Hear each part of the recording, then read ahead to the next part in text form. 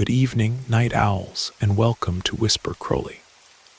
Tonight, I will guide you into a world of darkness, hoping to help you relax and unwind. Perhaps some of you will even drift into a haunting yet soothing sleep. Before we begin, let me know where you're listening from and what time it is for you. And now, we begin.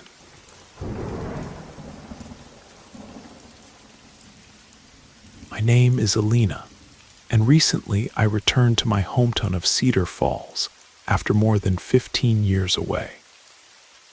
I left when I was barely 17 years old with the intention of studying and looking for opportunities far from that forgotten corner in the mountains of West Virginia.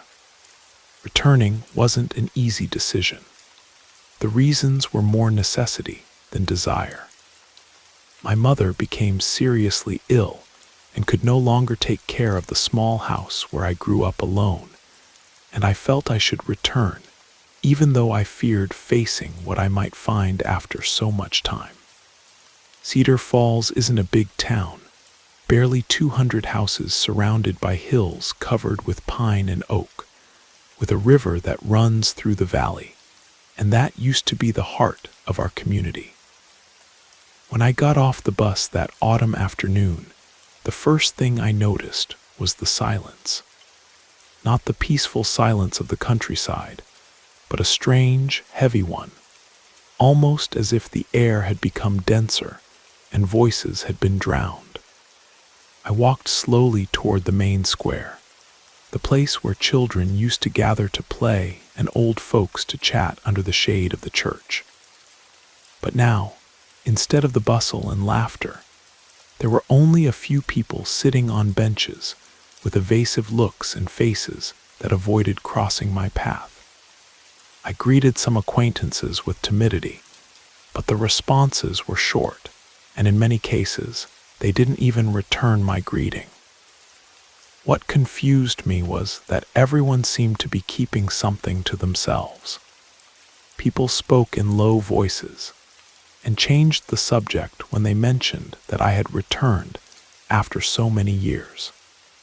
At the town store, where I used to buy candy as a child, I tried to ask about my mother, but the clerk looked at me with a mixture of pity and fear. That's when I started noticing there was an invisible weight that nobody wanted to share with me. That night I stayed in my mother's old house, which miraculously was still standing. When I turned on the light, I noticed the town was darker than before. The streetlights didn't work well, and the streets seemed less cared for. Looking out the window, I saw that some houses were abandoned or had their doors and windows boarded up. The feeling of isolation was palpable. The next day, I decided to go to the church to see if I could find someone to talk to. There I found Father Matthew, an older man with tired eyes and a soft voice. I asked him how the town was, how things had changed in these years, and finally, with difficulty, he answered me. "Alina, there are things that aren't talked about around here. Things that happened a few years ago, and that left deep wounds. It's better you don't get involved where you shouldn't." His evasiveness made me suspect even more. I insisted, asking him if something serious had happened, if someone had disappeared, or if there were problems with the authorities. But he only asked me to be careful and to respect the town's silence. The following days, I started noticing signs that confirmed something strange had happened. The school where I studied was now closed, with broken windows and graffiti on the walls. In the market, vendors avoided my gaze and quickly changed the subject when I mentioned someone or something from the past. One afternoon, while walking along the path that leads to the river, I found Don Ernesto, an old neighbor who had always been a friend of my father's. I greeted him and asked him what had happened in the town, and if he remembered the Alvarez family that lived near the riverbank.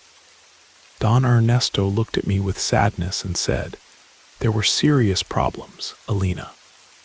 Things that shouldn't be talked about because they would bring more problems. I can only tell you that many families left or disappeared, and that the town changed since then." I asked him to tell me more, not to leave me in the dark. But he told me he couldn't talk more, that the people who left never wanted to talk about what happened, and that those who stayed preferred to keep quiet so as not to attract misfortune. I felt a mixture of frustration and fear. What had happened in my town? Why did everyone avoid the subject? And how deep was that secret that seemed to threaten even those who knew it? I decided then to approach the municipal library, which, although small, was a place where I thought I could find some clue in the archives or old newspapers. The librarian, a young woman named Anna, received me with reserve, but agreed to show me some local newspapers from recent years. Searching through the yellowed pages, I found several news items about confrontations between unknown groups, unsolved disappearances, and silent protests against the municipal authority. There were photographs of barricades in the streets, house burnings, and people fleeing among clouds of dust and smoke. One news item that caught my attention was the disappearance of a young man named Julian, brother of a childhood friend of mine. The news was brief, without details, but it mentioned that the police had found no clues and that the family had closed their house shortly after. While reading, I felt the pieces were starting to fit together. In my town, something more than a simple conflict had occurred. There had been violence, fear, and people had decided to close ranks to survive. When I left the library, night was beginning to fall. Walking toward the square, I noticed some people were watching me from a distance, whispering as if they feared I would return to stir up the past. That same night, when I was about to sleep, someone knocked on the house door. I opened cautiously, and there was nobody there. On the ground, I found an envelope with no return address. Inside was an old photo of a group of people in front of the church, and behind it, in shaky handwriting, a message. "Not everyone is ready for the truth. Take care, Alina." My heart was beating hard. I knew I had entered dangerous territory, but I also knew I couldn't leave without knowing what had really happened in Cedar Falls. The next day, I started visiting those who still lived in the town, trying to get closer respectfully, to gain their trust little by little. With some, I managed to chat a bit more, and from them, I learned that there had been a strong dispute related to land and natural resources. Some talked about the arrival of a company that wanted to exploit the forest, and how the community was divided between those who supported and those who opposed it. The tension had grown until it became violence, burnings, disappearances, fear. And then most decided to keep quiet and leave, so as not to be part of that silent war. With each story, with each piece of information, I felt the shadow covering the town was deeper. But I also saw how some were trying to rebuild, heal the wounds, and recover the life that seemed lost. I was determined to stay, to help, and to discover to the bottom what had happened, because Cedar Falls was my home. And although silence and fear tried to erase it, I wanted to rescue its history and give it back its voice. The days turned into weeks, and although the autumn cold continued to chill my bones, I felt the restlessness inside me was growing faster. The town people seemed to live under a kind of unwritten pact, absolute silence. However, I couldn't stay quiet, nor could I pretend everything continued the same as before. One Sunday during Mass, I sat in a back pew of the church. Father Matthew officiated the ceremony with a low voice, almost tired. When it ended, I approached to ask him to help me better understand what had happened, to see if he, as a spiritual guide, could break that wall of silence that was crushing Cedar Falls. He looked at me for a long time with glassy eyes, and finally said, "Alina, after that dark time, many decided to leave so as not to see more violence. What happened was a conflict between those who wanted to preserve the forest and those who were willing to sell the land to the company. The dispute escalated, and people divided into sides. Not everyone came out alive, and those who stayed preferred to keep quiet to protect their families." His words confirmed my suspicions, but I still didn't know concrete details. I asked him if he could talk to some of the families that still lived there, and although he hesitated, he agreed to introduce me to some neighbors who trusted him. When I left the church, I felt a mixture of relief and sadness. Finally, someone was telling me what few wanted to say out loud, but I also knew that was just the first step. The first person I was able to talk to was Doña Marta, an older lady who lived alone in a house, almost in ruins near the river. Her gaze had the hardness of someone who has seen a lot and the fatigue of someone who carries secrets. "Why don't they talk about what happened?" I asked her. "Why so much fear?" She sighed, looked at the ground, and answered, "Because here there are things that can't be forgiven or forgotten." That fight divided families, made neighbors become enemies.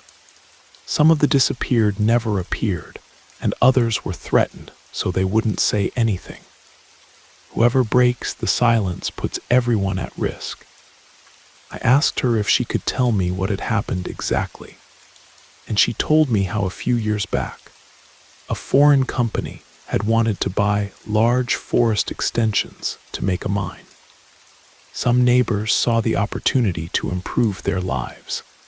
Others opposed because they knew the land was sacred, and that mining would bring death to the river and crops. The dispute grew until it became violence. There were threats, fires, disappearances. The police didn't act or acted in favor of the company, and many felt unprotected. Little by little, fear took over Cedar Falls and those who could left. But what would happen to the authorities? I asked. Nobody did anything to stop it.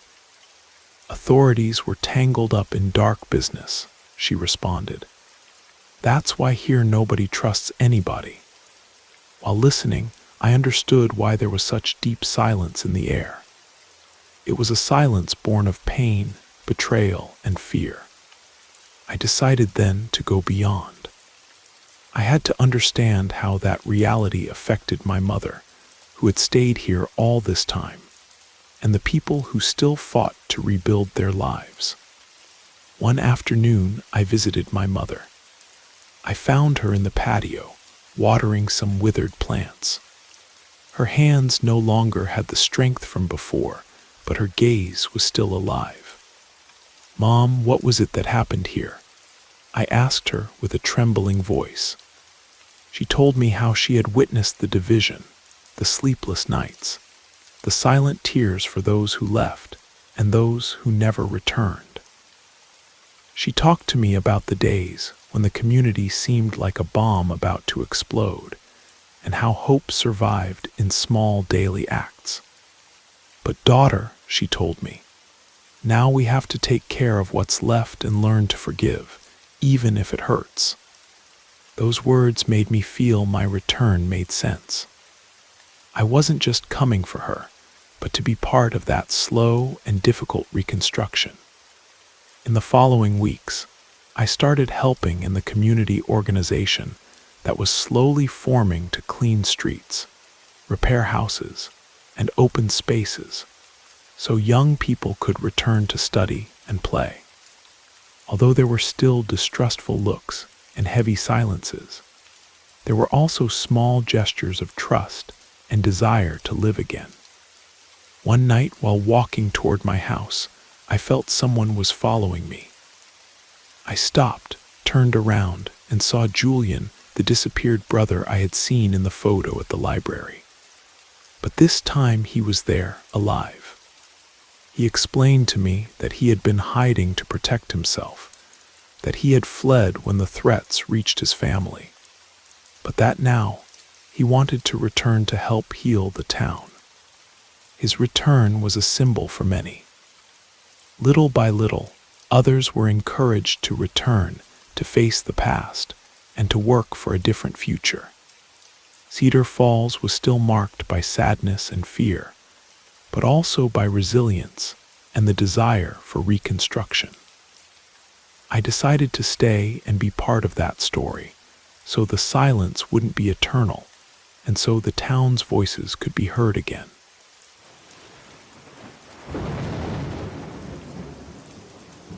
I hope you enjoyed the first story. If you did, don't forget to leave a like. But if I didn't do my job well, feel free to give it a thumbs down. Either way, drop a comment and let us know where you're listening from and what time it is for you. Now, let's continue.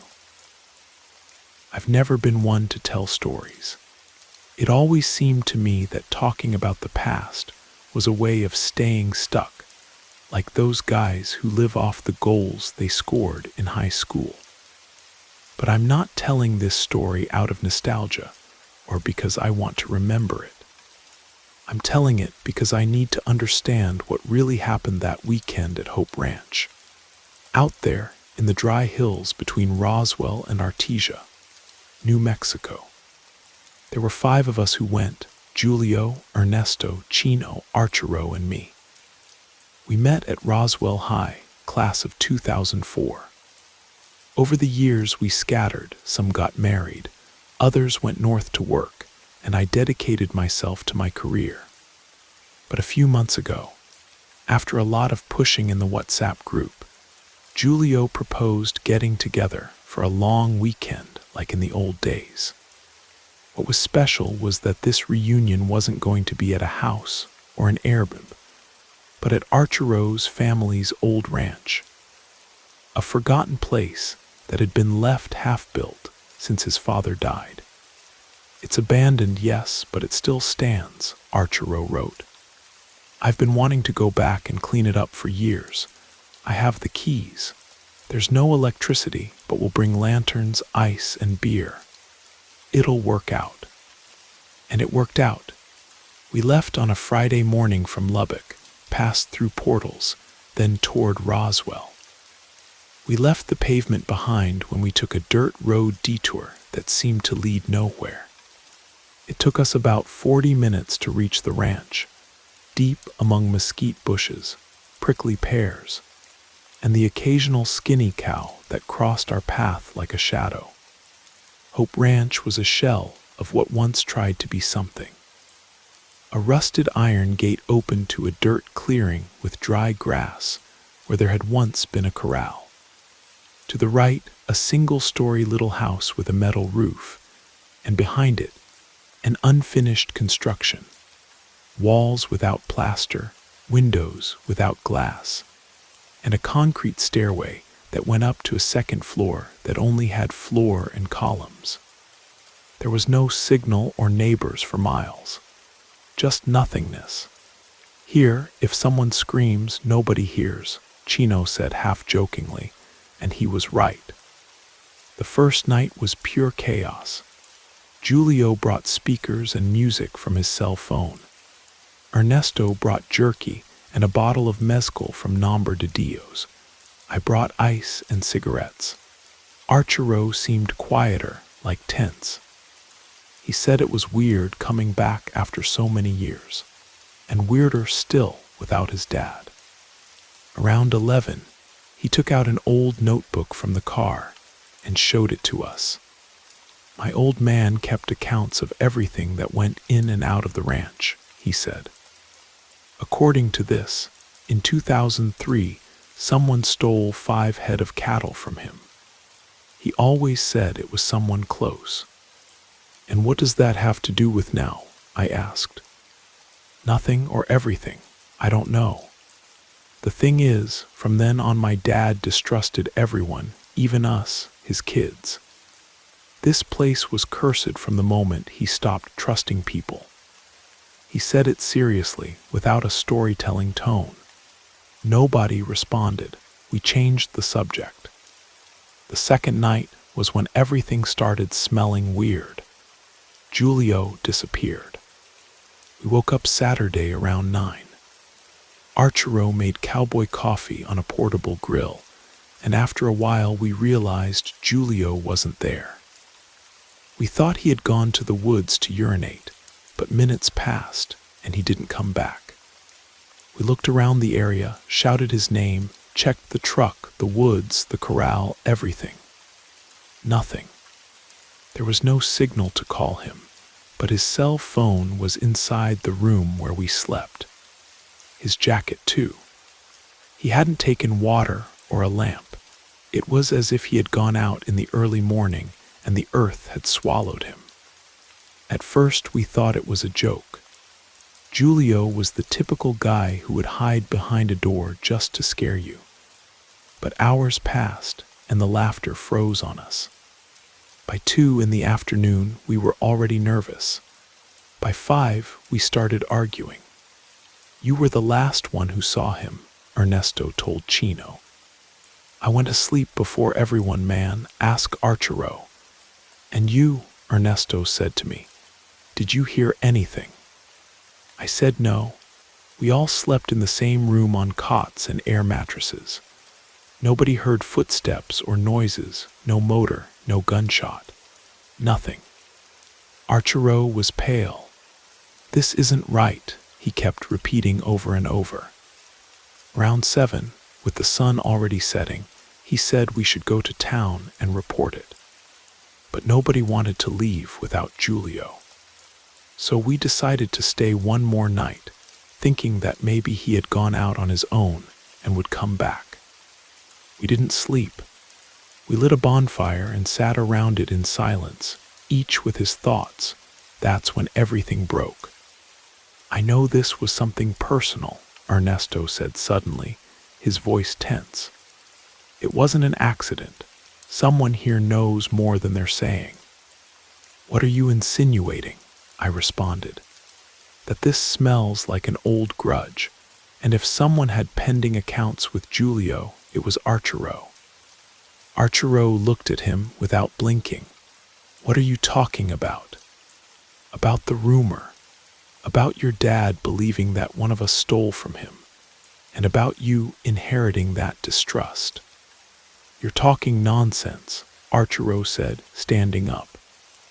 Am I? You brought us to this place this moment. Who else knew how to get in, which doors creak, which parts are darkest?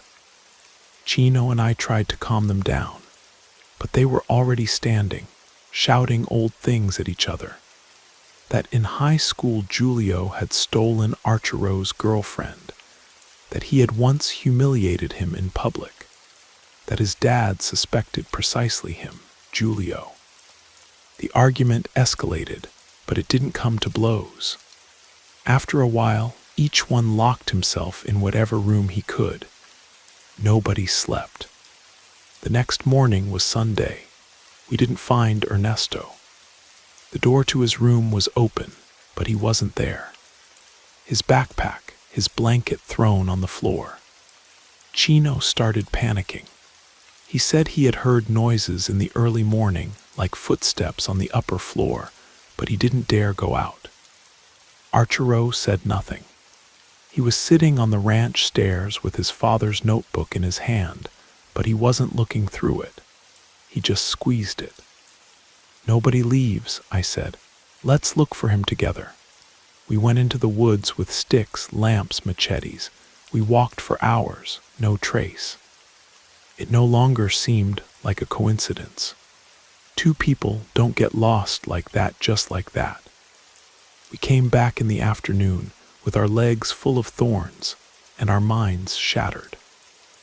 That's when Chino said what we all already suspected. "It's not the place, it's one of us." We decided not to sleep. We lit a fire inside the ranch, closed all the doors, slept armed with sticks and knives, taking turns to keep watch.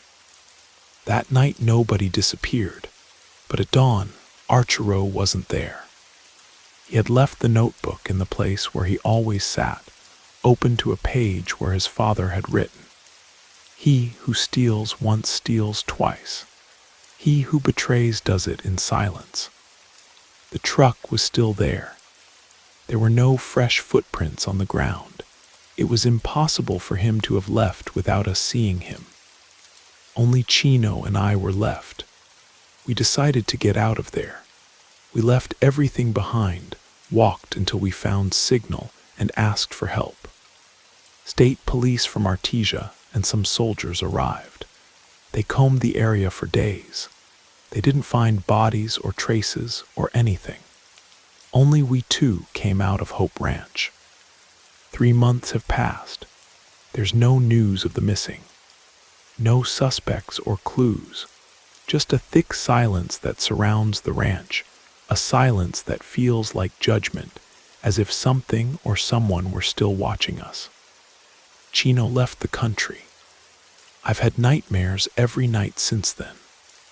Sometimes I dream that I wake up in that room, and when I go out to the woods, there they are, sitting quietly, looking at me with eyes that no longer recognize. That's why I write this, to make it clear. I don't know who it was, I don't know what happened, but the only certain thing is that although 2 of us came out, we were 5. And there's still one missing. And maybe if one wasn't a victim, I don't know if writing this will help me feel less guilty, but I need to continue. There's something I didn't tell, something I wasn't sure I wanted to remember. After we got out of the ranch, the army and police did what they could. They interrogated families, looked for prints, checked abandoned houses in the surrounding areas. It was talked about on local radio, and a note even came out in the Albuquerque Journal. 3 men disappear at abandoned ranch. 2 survivors without answers. And as expected, the comments started. That they were involved in drugs, that they were mixed up in something, that it was all a settling of scores. The usual. But neither Chino nor I were in that. Julio had a cell phone store in Roswell. Ernesto was an accountant at a construction company, and Archero worked for a mechanic shop. Normal people with normal lives, same as me. But after so many days thinking about it, something stuck to me like dried mud on my conscience. Something I avoided saying in the interrogations, something I haven't even confessed to my wife. Why, what if saying it makes me a suspect? What if by telling it, I stop being a witness to become something worse? It was the early morning of Saturday, the night Julio disappeared. Everyone was asleep, or so I thought. I woke up needing to urinate. I went out with a hand lamp and went to a mesquite near the unfinished construction. While coming back, I could swear I saw someone standing on the 2nd floor of the ranch, among the columns. A still silhouette, not moving. I got scared at first, but I thought it was Archero who couldn't sleep or something. I went up, but when I got there, there was nobody. I didn't give it importance at the time. I went back to bed. But that image, that quiet figure planted up there, hasn't left me. 2 weeks after what happened, Julio's family organized a mass. I went alone. Nobody wanted to talk much about the subject. They treated it as if it were an accident from which nothing more could be done. But when the mass ended, Julio's sister approached me with a strange face. "Mario, did you guys fight before he disappeared?" "No, well, we argued a little, but nothing serious," I told her. She took out her cell phone and showed me a message. It was from Julio, sent at 2:17 in the morning on Saturday. It said, "If something happens to me, it was Archero. He hasn't gotten over what happened." I froze. I didn't respond to her. I just gave her back the phone and left. I spent weeks reviewing that night over and over, looking for signs, and I found one. An important detail. Sunday morning, before Ernesto disappeared, after that argument, I went out to walk alone just to clear my head. Behind the ranch, a few meters from the construction, I found a silver chain thrown on the ground. It was Ernesto's. He always wore it. I picked it up, put it in my pocket without saying anything. I don't know why I did it. Maybe because I didn't want to make the fear worse. Maybe because by then I already felt things were falling apart. But now it weighs on me, because if Ernesto lost that chain there, behind the ranch, then he didn't disappear far away. Something or someone stopped him right there. More than a month passed. I no longer talked to Chino. He went to live in California with a cousin. He said he couldn't continue in New Mexico. "I feel like they're still watching us," he wrote to me one day. He never responded again. I, on my part, started reviewing the notebook that Archero left at the ranch. I had taken it before we left, by instinct. It was full of old annotations, cattle accounts, feed payments, vaccination dates. But on the last pages, with more recent ink, there was something weird. A list of names. 1. Javier M2, Ignacio P3, Julio R4, Ernesto L5, Mario S6, Sergio Chin. Just those names. No details.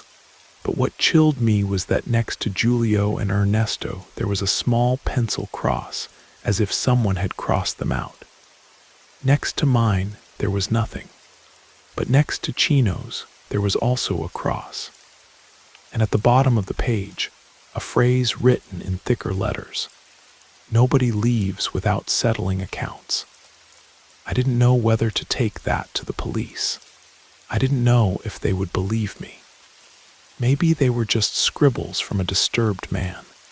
Maybe Archero had gone crazy, or maybe it wasn't Archero who had written that. I started looking for information about Archero's father. I contacted a distant cousin of his through Facebook. I told him I was writing a story about the ranch and wanted to know more. He sent me an audio through WhatsApp in a low voice. "Look, buddy, Archero's dad, Don Aurelio, was very closed, very distrustful.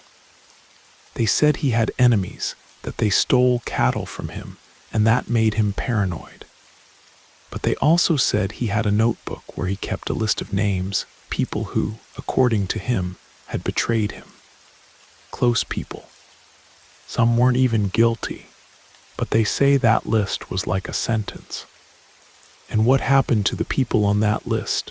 I asked him. He was quiet for a while. Then he sent me another audio of just a few seconds. They died or disappeared, one by one. Now I understand what happened at that ranch. Or I think I understand it. The notebook wasn't just a simple account book. It was a record, a legacy of distrust inherited. Archero grew up believing his friends had failed his father. Maybe because of something that happened in high school, maybe because of the cattle theft, maybe just out of resentment. And that reunion was his opportunity. He himself said it.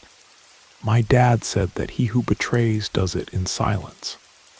But Archero also disappeared. What does that mean? That someone else continued with the list, that he wasn't the only one. What if the notebook was just an excuse, and if Archero was the first victim, and everything was planned by someone else from the group? Now I'm alone. I live in fear, not of ghosts or witches, but of something worse, knowing that if someone is crossing out names, I'm the last one left. and there's still one missing.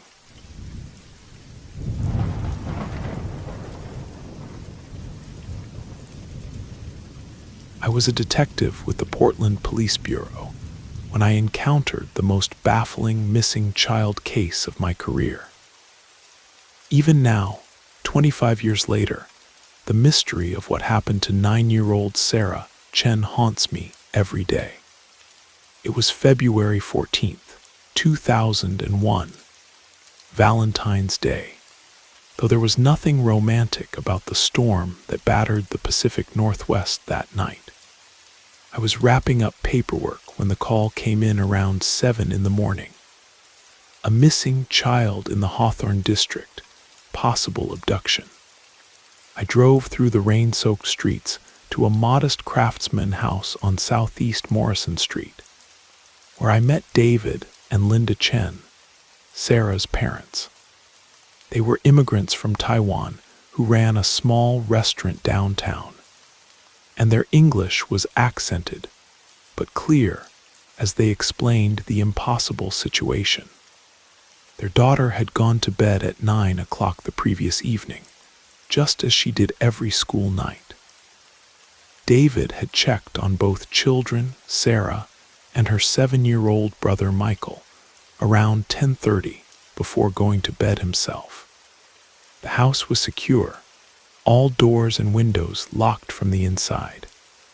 But when Linda went to wake the children for school, Sarah's bed was empty. "We searched everywhere," Linda said through tears. "Closets, basement, garage, she's not in the house." What made the situation truly bewildering was that all the doors were still locked from the inside, including the deadbolts that required keys. The windows were latched shut, and there were no signs of forced entry or struggle. It was as if Sarah had simply vanished from her bedroom. I began my investigation by interviewing Michael, who shared a room with his sister. The boy was obviously shaken, but his account was consistent and detailed. "Sarah got up in the middle of the night," he told me.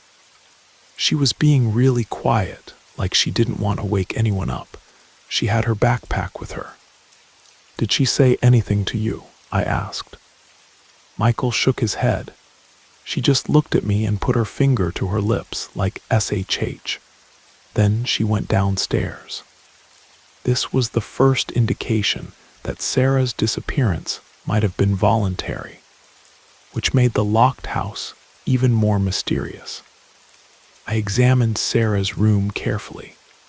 Her bed had been slept in, but some of her clothes were missing from the dresser. Most tellingly, her small purple backpack was gone, along with some snacks from the kitchen and a few of her favorite books. It looked like she'd packed for a trip. The breakthrough came when I started canvassing the neighborhood. Around 4 in the morning, Harold Jennings, an elderly man who suffered from insomnia, had seen something extraordinary while looking out his living room window. "I saw a little Asian girl walking down the middle of Morrison Street," he told me. "She had a backpack and was wearing a yellow raincoat. I thought it was odd because of the storm, but I figured maybe she was just going to a friend's house or something." Harold's description matched Sarah perfectly, including the yellow raincoat that was missing from the Chen family's coat closet. But here's where the story becomes truly strange. Harold lived 6 blocks from the Chen house, and there was no direct route between the two locations that would explain how Sarah got there. She would have had to walk through several neighborhoods, cross busy streets, and navigate in the dark during a severe storm. I traced Sarah's possible route and discovered something even more puzzling. Traffic cameras had captured footage of her walking along Southeast Division Street around 4:30 in the morning, nearly 2 miles from her home. She appeared calm and purposeful, not lost or frightened.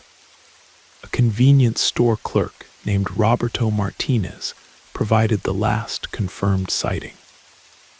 He was restocking shelves when Sarah entered his store around 5 in the morning.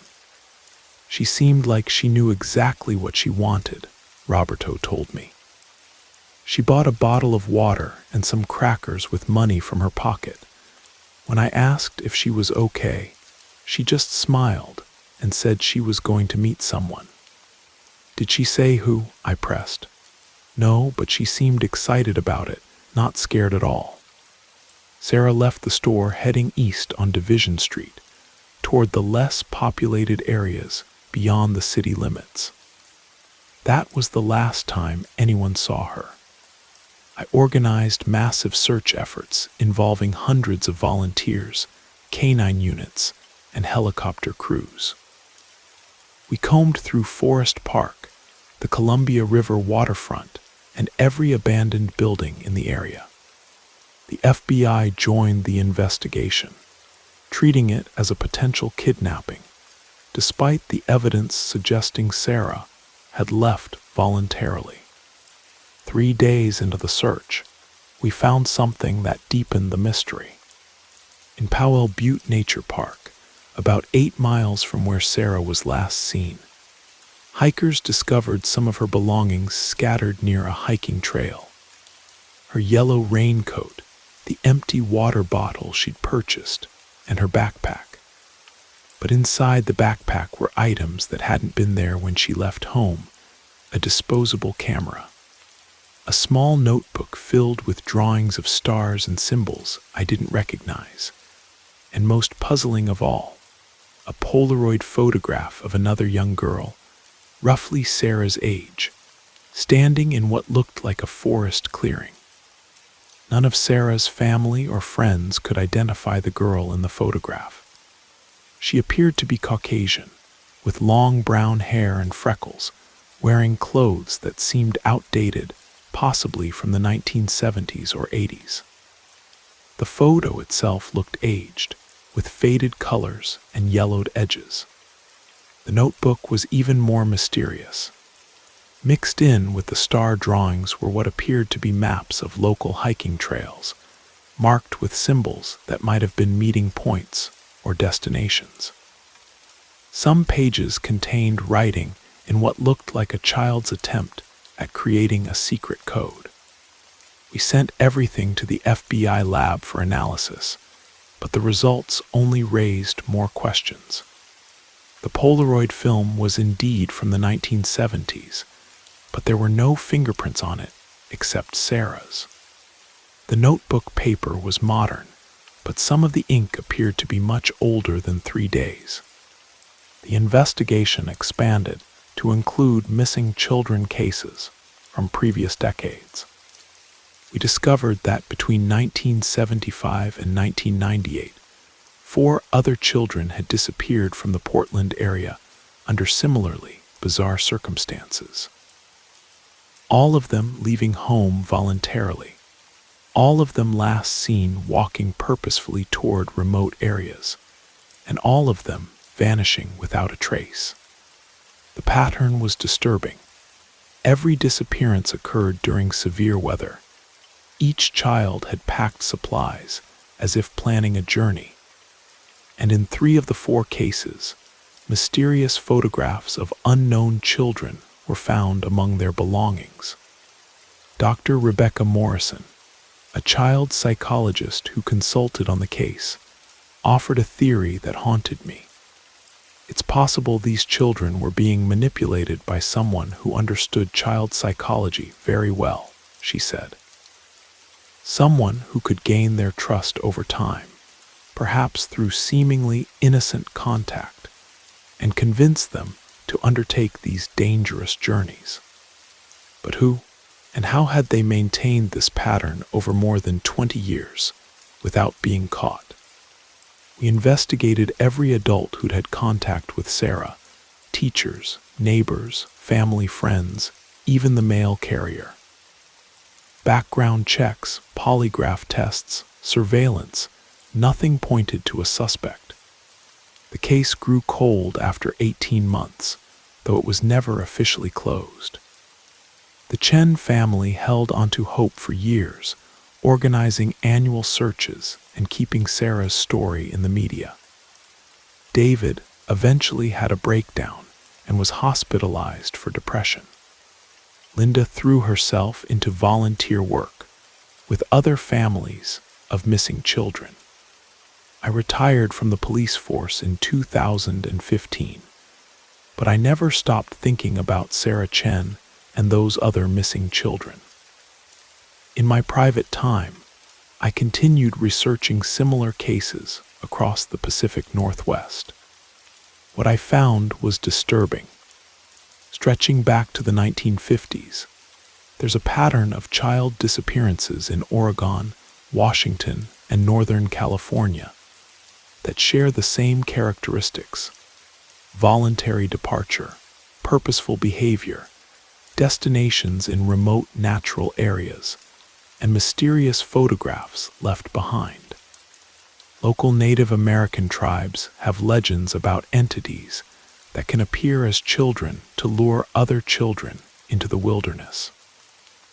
They speak of hollow ones that mimic human appearance but lack human souls, existing only to collect innocent spirits. I don't know if I believe in supernatural explanations, but after decades in law enforcement, I've learned that the most impossible cases sometimes have the most impossible answers. Last year, I received a phone call that shook me to my core. A hiker in the Mount Hood National Forest had found something wedged under a fallen log. A small metal box containing dozens of Polaroid photographs, all showing different children in outdoor settings, spanning what appeared to be several decades. Sarah Chen was in one of those photographs. She looked exactly as she had the day she disappeared, wearing the same clothes, but standing in a forest clearing I didn't recognize. Behind her, barely visible in the shadows, were the outlines of other children. The hiker who found the box described feeling an overwhelming sense of being watched while he was in that area of the forest.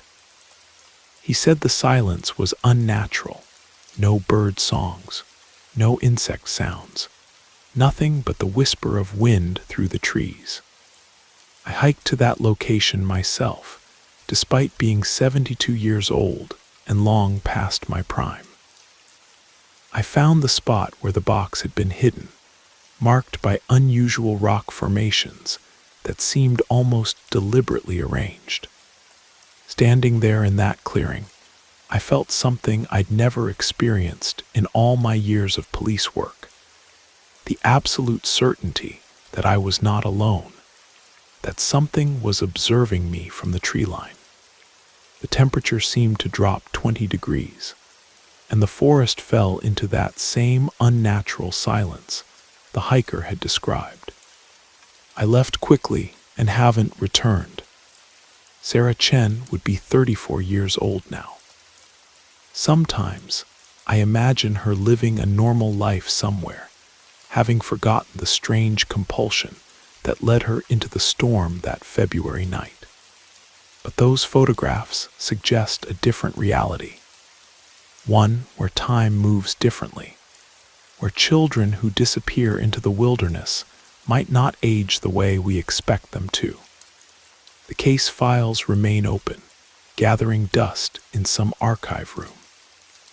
The Chen family moved back to Taiwan in 2010, unable to bear living with the constant reminders of their lost daughter.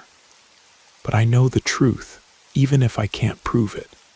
Sarah didn't just disappear that night. She was taken somewhere else entirely, to a place where the normal rules don't apply, and lost children remain lost forever.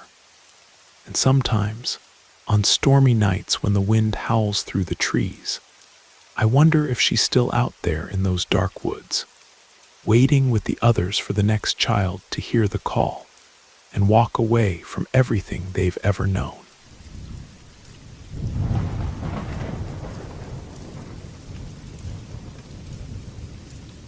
I drove for Uber in Houston for about 2 years, from 2017 to 2019. In that time, I had my share of strange passengers and unusual pickup locations, but nothing compared to what happened on a muggy September night that still keeps me awake sometimes. It was around 11 p.m. when I got a ride request from Forest Park Cemetery on the southeast side of town. The pickup pin was right near the main entrance, which struck me as odd since the cemetery had been closed for hours. But I figured maybe someone worked late groundskeeping or security, so I headed over.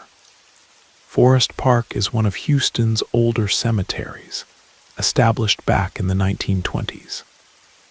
It's not huge, but it's got that aged, slightly overgrown look that makes you think twice about driving through it alone at night. The wrought iron gates were definitely locked when I arrived, and the area around the entrance was deserted. I parked near the bus stop across from the main gate and waited. After about 5 minutes, I was starting to think it might be a prank ride when I saw movement near the cemetery fence. A young woman was climbing over the low stone wall that bordered the south side of the property. The wall was maybe 4 feet high, not difficult to climb, but definitely not the kind of thing you'd expect to see at 11 p.m. She jogged over to my car, slightly out of breath, carrying what looked like 2 small containers or jars. When she got closer, I could see she was probably in her mid-20s, with long brown hair and wearing jeans and a Houston Astros t-shirt. "Hi, are you David?" she asked as she approached my passenger window. "That's me. You Sarah?" "Yes, sorry about that," she said, gesturing vaguely toward the cemetery. "I know it looks weird, but I had to grab something." I decided not to ask questions. In the rideshare business, you learn pretty quickly that sometimes it's better not to know too much about what your passengers are up to, especially when they're picking up mysterious objects from cemeteries at midnight. Sarah got into the back seat, placing her 2 containers carefully beside her. They looked like small ceramic urns or maybe decorative vases. In the dim light, I couldn't make out much detail, but they seemed old and well-crafted. "Where are we headed?" I asked, starting the trip on my app. "Near the heights, please. I'll give you specific directions when we get closer." The ride started normally enough. Sarah seemed nervous, but not unfriendly. She kept glancing at the containers beside her, adjusting them carefully whenever we hit a bump. I tried to make light conversation, asking about work and the weather, but she gave short answers and seemed distracted. About halfway through the trip, while we were stopped at a red light on Washington Avenue, I noticed a strange smell in the car. It was faint at first, but quickly became stronger, like flowers that had been left in water too long, mixed with something earthier and more unpleasant. "Everything okay back there?" I asked, rolling down my windows slightly. "Yeah, fine," Sarah replied quickly. "Sorry, I know the smell is strong. It should air out soon." When we reached the Heights area, Sarah directed me to a small house on a quiet residential street. It was a typical Houston bungalow, probably built in the 40s or 50s, with a front porch and a small, well-maintained yard. "This is perfect, thank you so much," she said, carefully gathering her containers. As she was getting out, I couldn't help but ask, "Sarah, I hope you don't mind me asking, but what were you doing in the cemetery so late?" She paused, 1 foot still in the car. "It's complicated," she said finally. "But these belong to my family. I was just getting them back." After she left, I sat in my car for a moment, trying to air out the lingering smell. It was definitely getting stronger, not weaker. I checked my back seat to make sure Sarah hadn't left anything behind, and that's when I noticed something that made my blood run cold. Where I usually kept a small cooler with water bottles for passengers, there was now a third container identical to the one Sarah had been carrying. It was sitting right where my cooler should have been, and I had absolutely no memory of seeing it before. I drove home as fast as I could, windows down, trying to get fresh air into the car. But the smell seemed to be getting worse, not better. By the time I pulled into my driveway, it was so strong I was gagging. My roommate Tom was waiting up for me. He'd been playing video games in the living room and saw my headlights. "Dude, what's that smell?" he asked as I got out of the car. "Did someone throw up in there?" "I don't know," I said, though I had a horrible suspicion I was starting to understand. "Tom, look at this." I showed him the mysterious third container. In the light from our porch, we could see it was definitely an urn ceramic, with a tight-fitting lid and what looked like a small nameplate on the front. "Where the hell did this come from?"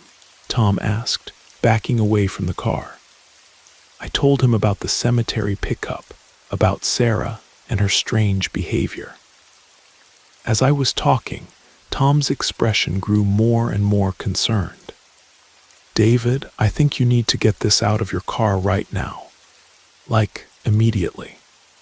We carefully removed the urn and placed it on our front porch, as far from the house as possible. The smell in the car began to dissipate almost immediately, but now I was faced with a bigger problem. What to do with what was clearly someone's cremated remains? I barely slept that night. The next morning, I drove back to the house where I'd dropped off Sarah. I was determined to return what was obviously a family member's ashes and get some answers about how they'd ended up in my car. Sarah answered the door on the second knock. When she saw me standing there with the urn, her face went completely white. "Oh my God," she whispered, taking the container from me with trembling hands. "You brought him back. Sarah, I need to know what happened last night. This was in my car after I dropped you off, and I never saw you put it there." She invited me in, and over coffee, she told me the rest of the story. The 3 urns contained her grandfather, grandmother, and uncle, all of whom had been buried in Forest Park decades ago. But Sarah's family had recently discovered that the cemetery was going to be partially redeveloped, and several older sections were going to be relocated. The problem was, Sarah explained, we couldn't afford the relocation fees. The cemetery wanted almost $3,000 per grave to move them to the new section. We're not a wealthy family, and we just didn't have that kind of money.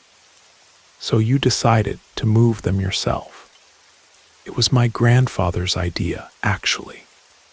He came to me in a dream about a month ago and told me exactly where to find them, told me they wanted to come home. I know how that sounds, but the dream was so vivid, so specific.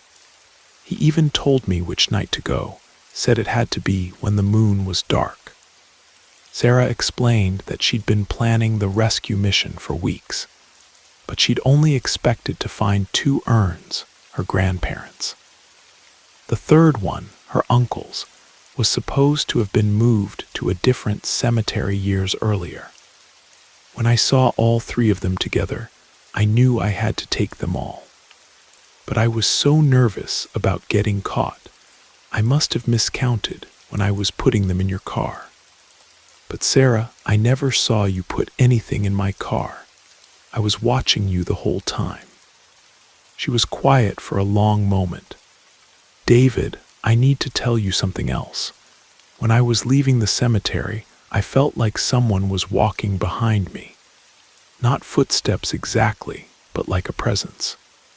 And when I was putting the urns in your car, I could swear I heard my grandfather's voice telling me to be careful, to make sure I didn't leave anyone behind. We sat in silence, both trying to process what had happened. "Do you think?" I started, then stopped. It sounded too crazy to say out loud. "Do I think what? Do you think maybe your grandfather made sure his brother didn't get left behind? Maybe he put that third urn in my car himself?" Sarah nodded slowly. "I've been thinking the same thing. My grandfather was always very protective of his family, even when they were alive. It would be just like him to make sure Uncle Roberto didn't get forgotten." Before I left, Sarah insisted on giving me $500 as a thank you. I didn't want to take it, but she was adamant. "You brought my family home," she said. "That's worth more than any Uber ride." I never took another pickup from a cemetery after that night. And sometimes, when I'm driving through Houston late at night, I think about Sarah's grandfather and the lengths we'll go to keep our families together, even beyond death. The strangest part, my car never smelled like flowers and earth again, but sometimes, just sometimes, I catch a whiff of Old Spice cologne, the kind elderly men wore in the 1950s. It's faint and brief, but it's there. I choose to believe it's Sarah's grandfather, making sure I know that some passengers never really leave your car. They just ride along quietly, grateful for the lift home.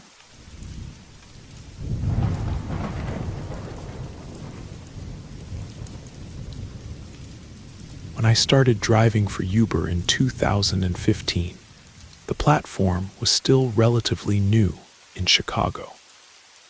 I'd made it my full-time job, so I learned the app inside and out pretty quickly.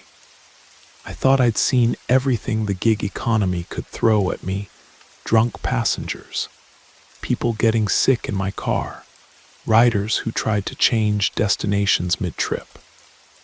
But nothing prepared me for what happened on a cold February afternoon. I got a pickup request around 1:30 p.m. near the Red Line station at North and Clybourne. The passenger's name was Rebecca, and she wanted to go to Lincoln Park.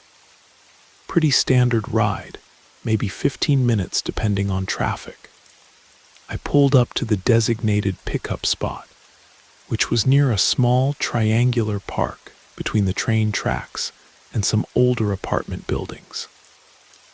I parked and waited, watching the app to see when my passenger would arrive. Then I heard my rear door open. The car shifted slightly as someone got in, and I heard the door close with that distinctive thunk my Honda Civic makes. In my rearview mirror, I caught a glimpse of a young woman with dark hair wearing a navy blue coat. "Good afternoon," she said. Her voice was soft, almost distant. I turned around to greet her properly. "Hi there, you must be Rebecca."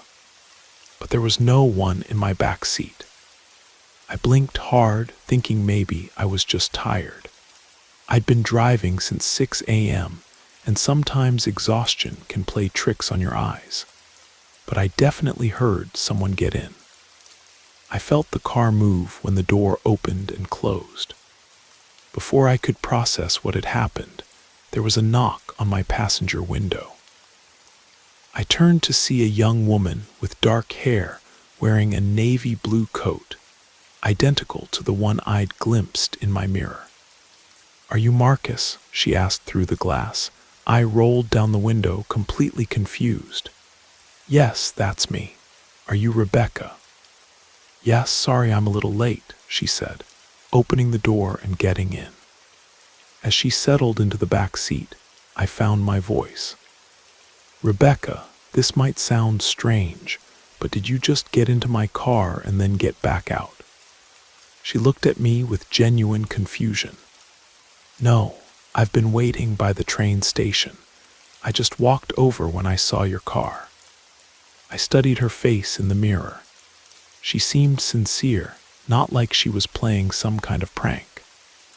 Okay, this is going to sound crazy, but someone who looked exactly like you got into my car about 2 minutes ago. I heard the door, felt the car move, even heard her voice. But when I turned around, no one was there. Rebecca's expression changed completely. The color drained from her face. "Oh my God," she whispered. "This has happened before. What do you mean?" 3 weeks ago, I was waiting for an Uber after work. The driver was already driving away when I got to the pickup spot. I called him, and he said a woman matching my description had gotten into his car, given my name, and then just vanished.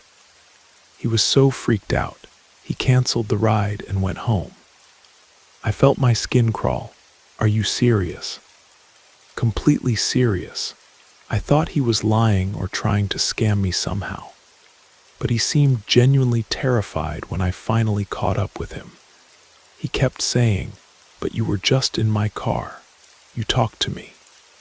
I started the ride, but my hands were shaking slightly on the steering wheel. "Rebecca, I need to ask you something, and please don't think I'm crazy. Would you mind if I checked my back seat? Like, actually got out and looked?" "Of course," she said immediately. "I want to know what's going on as much as you do." I pulled over and got out, opening both rear doors and checking the entire back seat area. Nothing. No sign that anyone had been there, no lingering perfume or warmth from body heat. Just empty seats. As I got back in, Rebecca leaned forward. "Did you see anything?" "Nothing, but I swear someone was in this car." The door opened, the car moved. I heard a voice say "Good afternoon," clear as day. The rest of the ride to Lincoln Park was tense. I kept glancing in the rearview mirror, half expecting to see someone else sitting next to Rebecca. She seemed just as unsettled, constantly looking around the back seat. When we arrived at her destination, she lingered for a moment before getting out. "Marcus, can I ask you something? In your experience with the other me, did she seem solid, real?" "Absolutely." I felt the car shift when she got in, heard the door close properly. If I hadn't turned around and seen the empty seat, I would have sworn you were sitting there the whole time. Rebecca nodded slowly. The other driver said the same thing. He said I had even asked him about his day, commented on the weather. But when he looked in his mirror to respond, there was nobody there. Do you have any idea what could be causing this? A twin sister, maybe. I'm an only child, and I've lived in Chicago my whole life.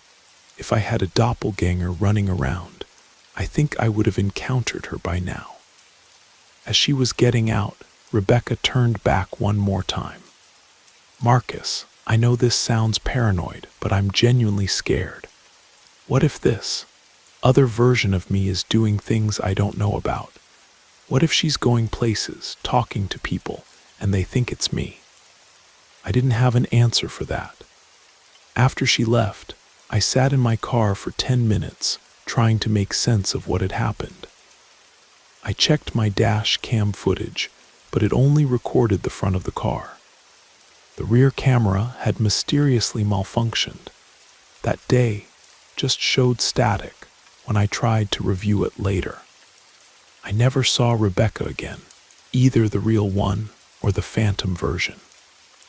But I did start carrying a small digital recorder in my car after that incident, just in case something similar happened. Call it paranoia. But when you've experienced something that defies every logical explanation you can think of, you start taking precautions. The strangest part, about a month later, I was talking to another Uber driver at a gas station on the north side. When I mentioned my weird experience, he got this look on his face. "Dude," he said, "was the passenger's name Rebecca? Dark hair, navy coat." I nearly dropped my coffee. "You saw her too?" "2 weeks ago. Same thing, she got in my car near the Clybourne station, said hello, then vanished. When the real Rebecca showed up, she told me it had happened before with other drivers." We stared at each other for a moment, both trying to process the implications. "How many of us do you think have picked up the wrong Rebecca?" he asked. I didn't want to think about that answer. But sometimes, late at night when I'm driving through that part of the city, I still wonder, what if phantom passengers are more common than we think? What if there are echoes of people riding in cars all over the city, repeating the same journeys over and over again, looking for something they can never quite reach? And what if, somewhere in Chicago, the real Rebecca is still trying to get home?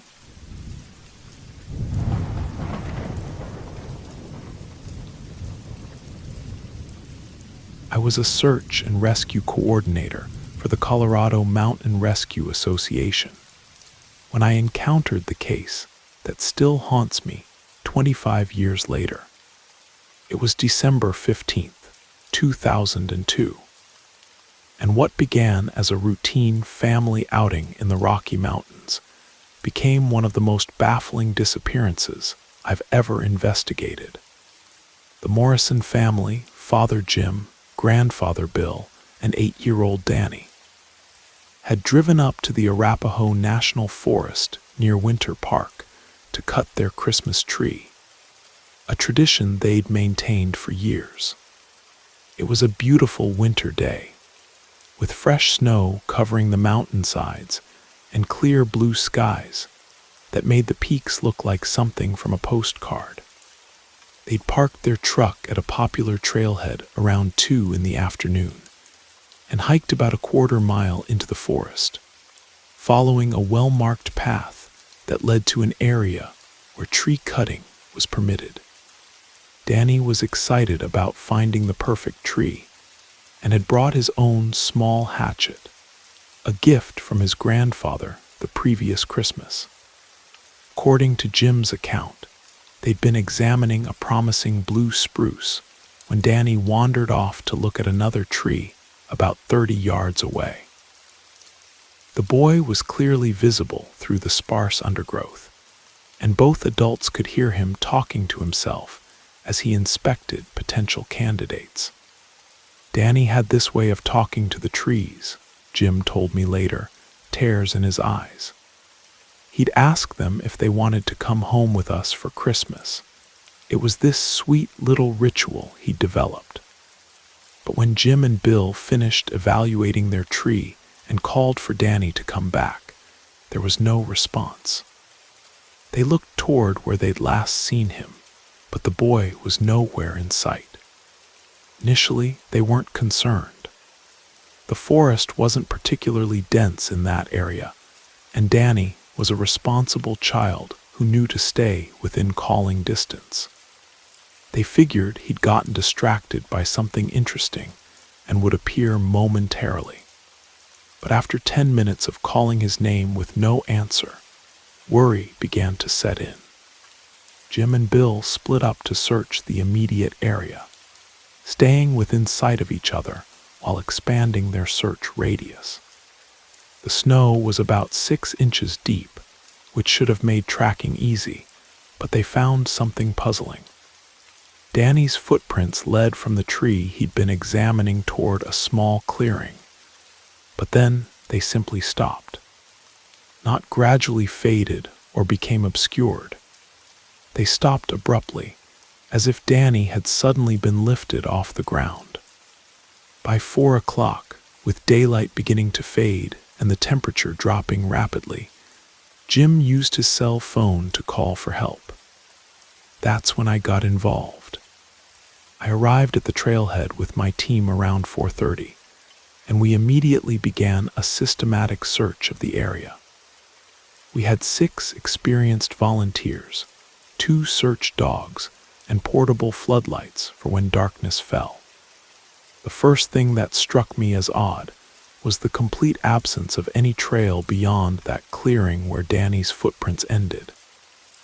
Our dogs, Rex and Sadie, are trained to track human scent even in challenging conditions, but they seemed confused and agitated when they reached that same spot. Rex, a German shepherd with an exceptional track record, would circle the area where the footprints ended, whining and looking up at the trees, as if something above had caught his attention. Sadie, our bloodhound, refused to continue past that point entirely, sitting down and refusing to move despite encouragement from her handler. "I've never seen them act like this," said Tom Bradley, our lead dog handler. "It's like the scent just vanishes into thin air." We expanded our search to cover a 2-mile radius around the family's location, working through the night with volunteers from 3 different counties. Colorado Mountain Rescue has protocols for these situations that have proven effective over decades of operations, but nothing we tried yielded any results. As dawn broke on December 16th, we made a discovery that deepened the mystery. About half a mile from where Danny had disappeared, near a frozen creek, we found what appeared to be a snow angel. The impression left when someone lies down in snow and moves their arms and legs to create wing-like patterns. The impression was child-sized and relatively fresh, certainly made within the past 24 hours. But there were no footprints leading to or away from it. The snow angel existed in isolation, surrounded by undisturbed powder. "How does a kid make a snow angel without leaving tracks?" asked Maria Santos, one of our most experienced volunteers. I had no answer. We brought in additional resources over the following days. Helicopters with thermal imaging equipment, teams of volunteers who combed through every ravine and gully, and specialized cave rescue units to check natural shelters where Danny might have taken refuge. The weather had been relatively mild, daytime temperatures in the 20s, nighttime lows around 10 degrees Fahrenheit. Certainly cold enough to be dangerous for a child without proper shelter, but not immediately life-threatening for someone dressed appropriately, as Danny had been. On the 3rd day of our search, a volunteer named Jake Morrison found something that changed the entire complexion of the case. About 2 miles from the original search area, in a remote section of forest that required technical climbing skills to access, Jake discovered Danny's small hatchet embedded in the trunk of a pine tree, about 8 feet off the ground. There was no way an 8-year-old boy could have reached that height, even with a running start or by climbing. The hatchet was buried deep in the bark, requiring significant force to embed it so firmly. "It's like someone threw it up there," Jake reported over the radio. "But the angle is all wrong for that. It's straight in, perpendicular to the trunk." We removed the hatchet and sent it for analysis, hoping for fingerprints or other forensic evidence. The results showed only Danny's prints, but the metallurgy report revealed something unusual. The metal showed stress patterns consistent with extreme temperature changes, as if it had been rapidly heated and cooled. A week into the search, we received a tip that briefly raised our hopes. A graffiti message had been found in a rest area bathroom about 40 miles north of our search zone. Written in a child's handwriting, it said, "Danny M. was here, but now I'm going home." The handwriting appeared to match samples from Danny's school notebooks, and the timing seemed right. The message could have been written any time in the past several days. But investigation revealed that the rest area was nearly inaccessible from our search location during winter conditions, and there were no reports of anyone seeing a child in that area. More disturbing was what happened when we tried to follow up on this lead. The Colorado State Patrol officer who'd first reported the graffiti called the next day to say the message had been painted over during routine maintenance and no photographs had been taken. "Sorry," Officer Davies said. Custodial crew said it was their standard procedure to remove graffiti immediately. They didn't know it was evidence in a missing person case. The timing seemed suspiciously convenient. 2 weeks after Danny's disappearance, just as we were preparing to scale back the active search, we received an unexpected visitor. A man identifying himself as Detective Carl Weber from the Denver Police Department arrived at our command post, claiming to have information about the case. Weber was accompanied by another man who introduced himself only as Agent Phillips and carried federal credentials that looked legitimate but somehow felt wrong. Both men were professionally dressed and seemed knowledgeable about search and rescue procedures, but something about their presence made me uncomfortable. "We've been investigating some unusual incidents in this area," Weber said. "Disappearances that might be connected to organized criminal activity. It's possible Danny Morrison wasn't lost. He might have been taken." Agent Phillips nodded gravely. "We have reason to believe there's a network operating in remote areas, targeting isolated families for various purposes. Kidnapping, human trafficking, that sort of thing." This was the first I'd heard of any such network, despite being involved with mountain rescue for 15 years and maintaining contact with law enforcement agencies throughout Colorado. When I pressed for details, both men became evasive. "It's an ongoing investigation," Phillips said. "We can't share specific information that might compromise our operations, but we wanted to let you know that continuing your search efforts might actually interfere with our work." The implication was clear. We should abandon our search and let federal authorities handle the case. But something about their story didn't add up. I called the Denver Police Department the next day to verify Detective Weber's credentials. According to their personnel office, no Detective Carl Weber had ever worked for the department. When I tried to contact Agent Phillips through the FBI field office, I was told that no agent by that name was currently working cases in Colorado. Whoever those men were, they weren't law enforcement officers. This revelation convinced me that Danny's disappearance was more than just a lost child case. Someone with resources and connections was actively trying to discourage investigation, which suggested they had something to hide.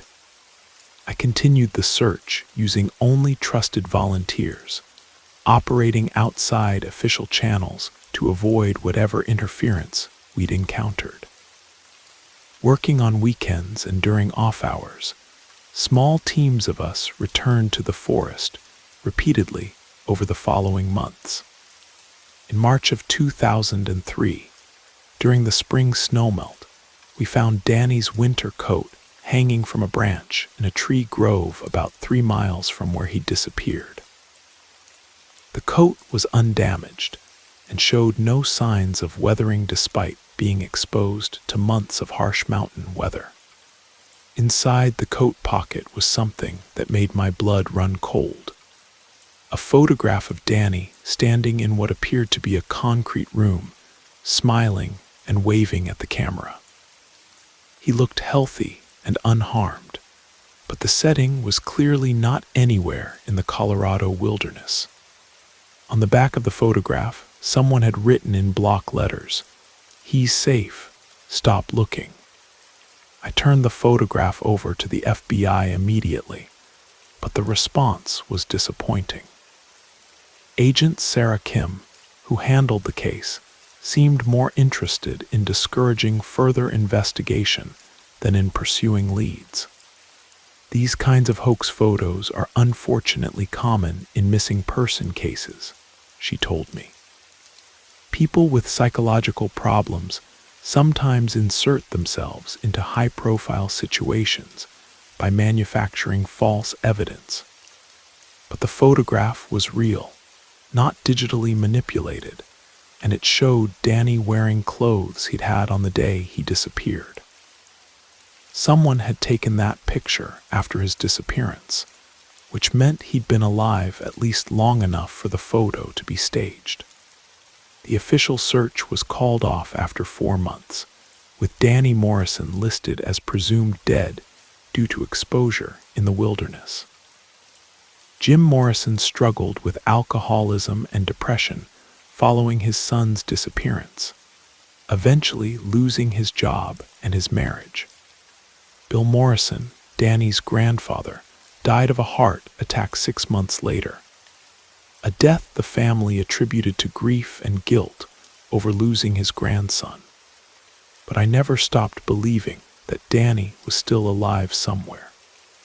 Over the years, I've investigated similar cases across the Rocky Mountain region, children who disappeared in remote areas under circumstances that defied explanation. The pattern is always the same. Few or no tracks, confused search dogs, unusual evidence found far from the disappearance site, and interference from individuals claiming to represent law enforcement agencies. In 2009, I received a phone call that renewed my hope. A social worker in Denver contacted me about a teenager who'd been recovered from a human trafficking ring. The boy, who appeared to be about 15, had no memory of his life before age 10 and spoke with a slight accent that didn't match any known regional dialect. When shown photographs of missing children from Colorado, he'd paused at Danny Morrison's picture. "I think I knew him," the boy said. "There was a place where they kept us, underground rooms with concrete walls. There were other kids there, but I can't remember their names." DNA testing proved that the boy wasn't Danny, but his description of the facility matched details from that mysterious photograph we'd found in Danny's coat. Somewhere, possibly in an underground facility hidden in the vast wilderness of the Rocky Mountains, there might be children who were taken from their families and are being held for purposes I don't want to imagine. Danny Morrison would be 31 years old today. Sometimes I wonder if he remembers his father and grandfather, or if whatever happened to him has erased those memories. I wonder if he knows that people never stopped looking for him, that his disappearance launched investigations that continue to this day. The mountains keep their secrets well, but I believe that someday, somehow, the truth about what happened in that snowy forest will finally come to light. Until then, I carry Danny's picture in my wallet and continue searching, because as long as there's hope, there's a reason to keep looking. The wilderness took Danny Morrison, but it also holds the key to finding him. And I'll never stop believing that key exists, waiting for someone persistent enough to find it.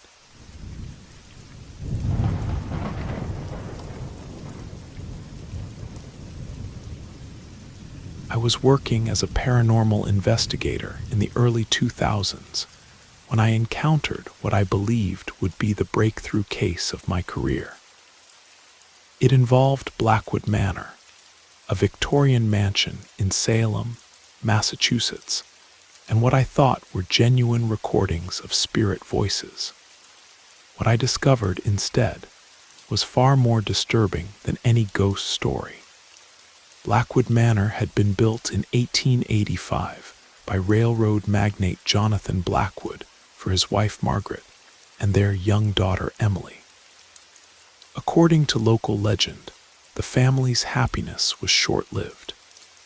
Margaret died in childbirth trying to deliver a second child, and Jonathan, consumed by grief, became increasingly obsessed with contacting her spirit. The story goes that Jonathan discovered Margaret and his brother Samuel had been having an affair before her death, and that Emily might not be his biological daughter. Driven mad by this revelation, he allegedly killed both Emily and Samuel, then took his own life in the mansion's tower room. Since then, Blackwood Manor had gained a reputation as one of New England's most haunted locations. Visitors reported hearing a child's voice calling for her mother, mysterious footsteps in empty hallways, and the sound of a woman weeping in the dead of night.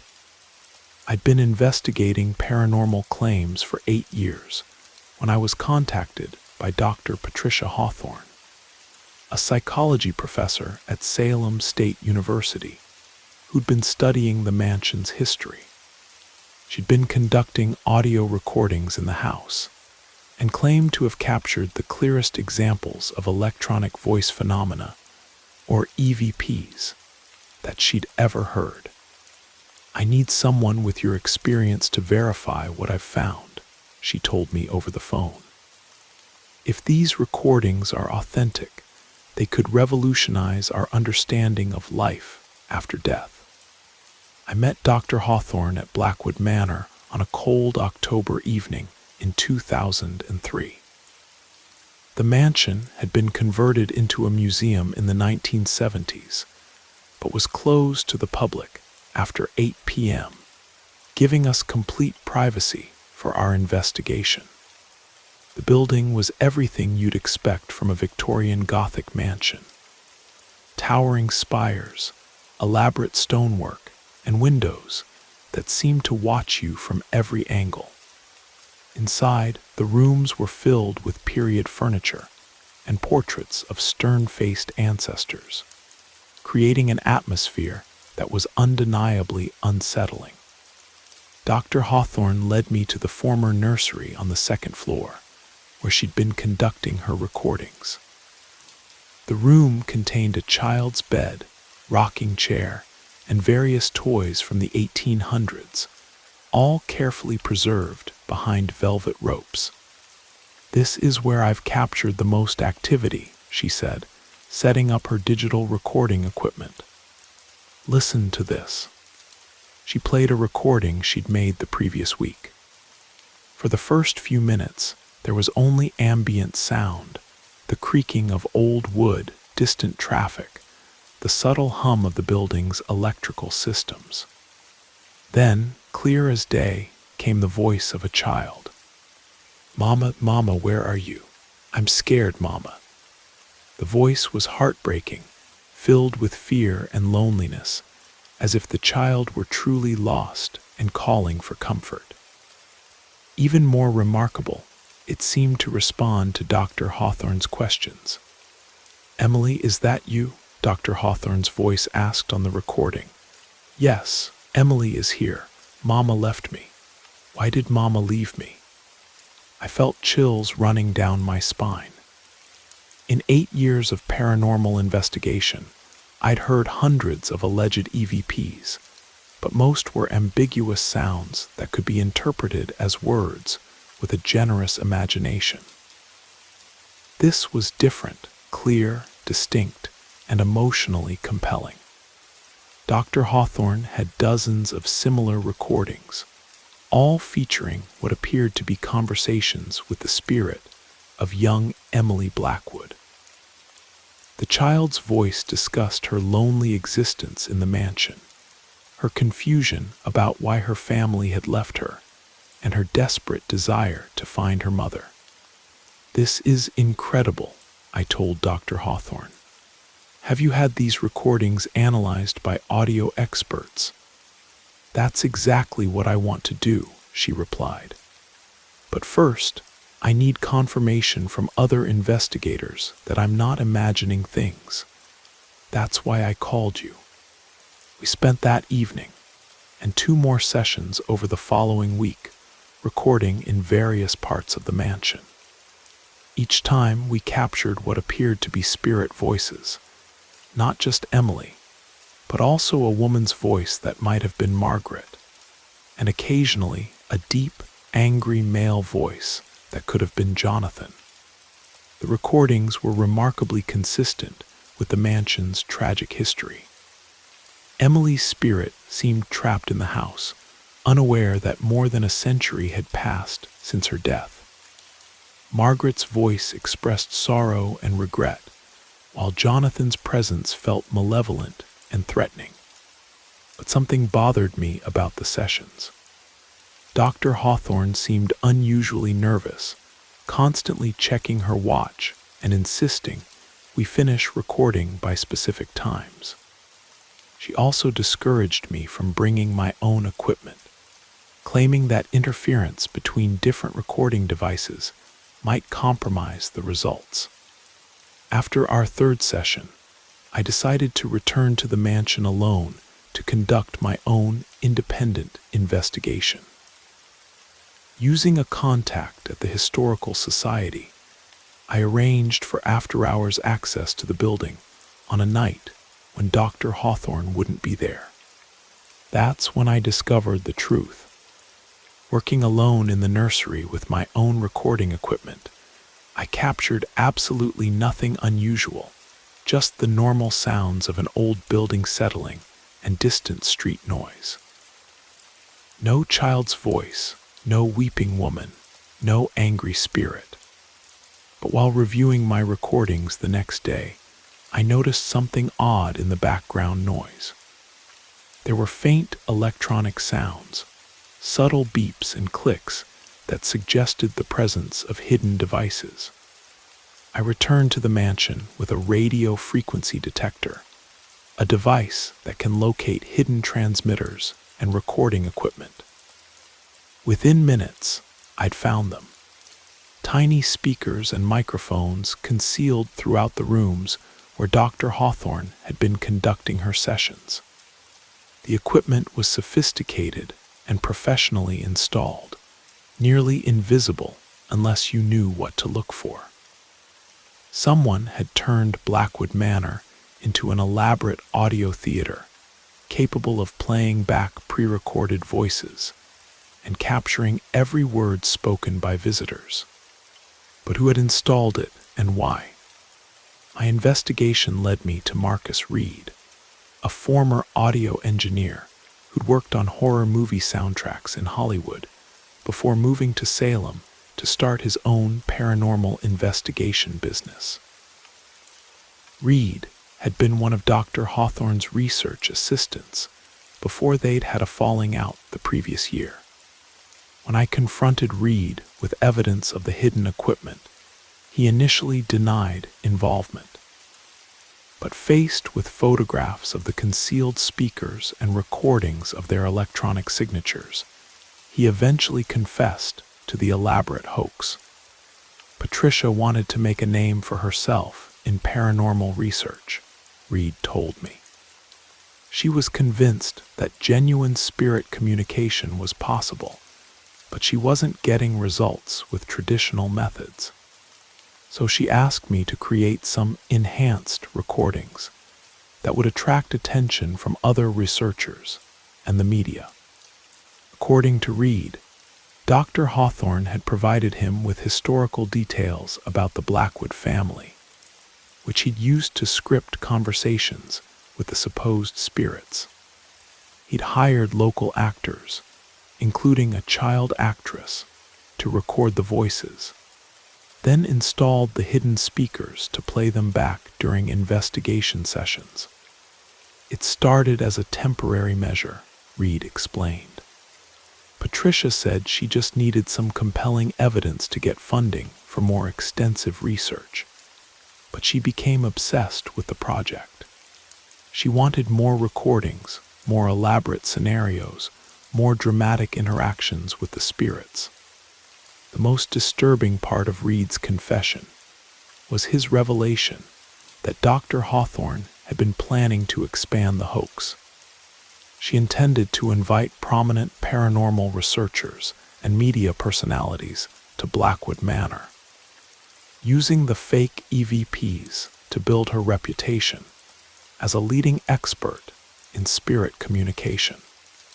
She was talking about writing books, doing television shows, maybe even starting her own paranormal research institute, Reed said. The Blackwood Manor recordings were going to be her ticket to fame and fortune. When I confronted Dr. Hawthorne with Reed's confession and evidence of the hidden equipment, her reaction surprised me. Instead of denial or remorse, she became angry and defensive. "You don't understand the bigger picture," she said. "Sometimes you have to create evidence to demonstrate truths that are difficult to prove through conventional means. Spirit communication is real. I've experienced it myself. These recordings just make it easier for skeptical people to understand what's possible." She refused to admit that the recordings were completely fabricated, insisting that they were enhanced versions of genuine psychic experiences she'd had in the mansion. "Those spirits are really there," she maintained. "I was just giving them a better way to communicate with the living world." I turned over all my evidence to the university administration and the Salem Historical Society, which managed Blackwood Manor. Dr. Hawthorne was quietly dismissed from her position, and the hidden equipment was removed from the mansion. But the story didn't end there. News of the hoax spread through the paranormal investigation community, damaging the credibility of legitimate researchers who were already struggling to be taken seriously by mainstream science. Several planned investigations at other historical sites were canceled, and funding for paranormal research programs dried up.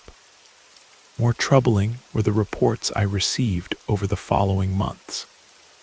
Other investigators contacted me to report similar discoveries at supposedly haunted locations, hidden speakers, pre-recorded voices, and elaborate technical setups designed to simulate paranormal phenomena. It seemed that Dr. Hawthorne and Marcus Reed weren't the only ones creating fake evidence.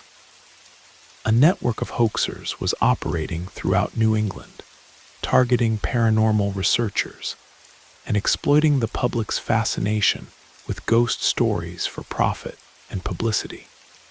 The Blackwood Manor case taught me a valuable lesson about the paranormal investigation field. The desire to believe in life after death makes people vulnerable to deception, and the pursuit of fame or funding can corrupt even well-intentioned researchers. But it also raised disturbing questions about how many genuine paranormal experiences might actually be elaborate hoaxes. How many supposedly haunted locations are actually equipped with hidden technology? How many researchers have been fooled by fake evidence? And how many might be complicit in creating it? Dr. Hawthorne disappeared from academic life after her dismissal, and I heard rumors that she'd moved to California to work as a consultant for paranormal television shows. Marcus Reed relocated to Arizona, where he reportedly continued installing hidden equipment at supposedly haunted locations.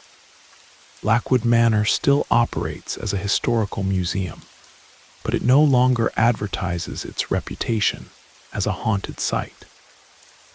The official tour focuses on the building's architectural significance and the legitimate history of the Blackwood family, avoiding the ghost stories that had made it famous. Sometimes I wonder if there really are spirits in that old mansion, genuine echoes of the tragedy that occurred there more than a century ago. But after discovering the hidden speakers and pre-recorded voices, I can't trust my own perceptions anymore. The most haunting thing about Blackwood Manor isn't the possibility of ghosts. It's the knowledge that the voices I heard, the childlike pleas for help and maternal comfort, were nothing more than performance art designed to exploit people's deepest hopes and fears about death and the afterlife. In the end, the real horror wasn't supernatural at all. It was the realization that living people can be more deceptive and manipulative than any ghost story ever imagined.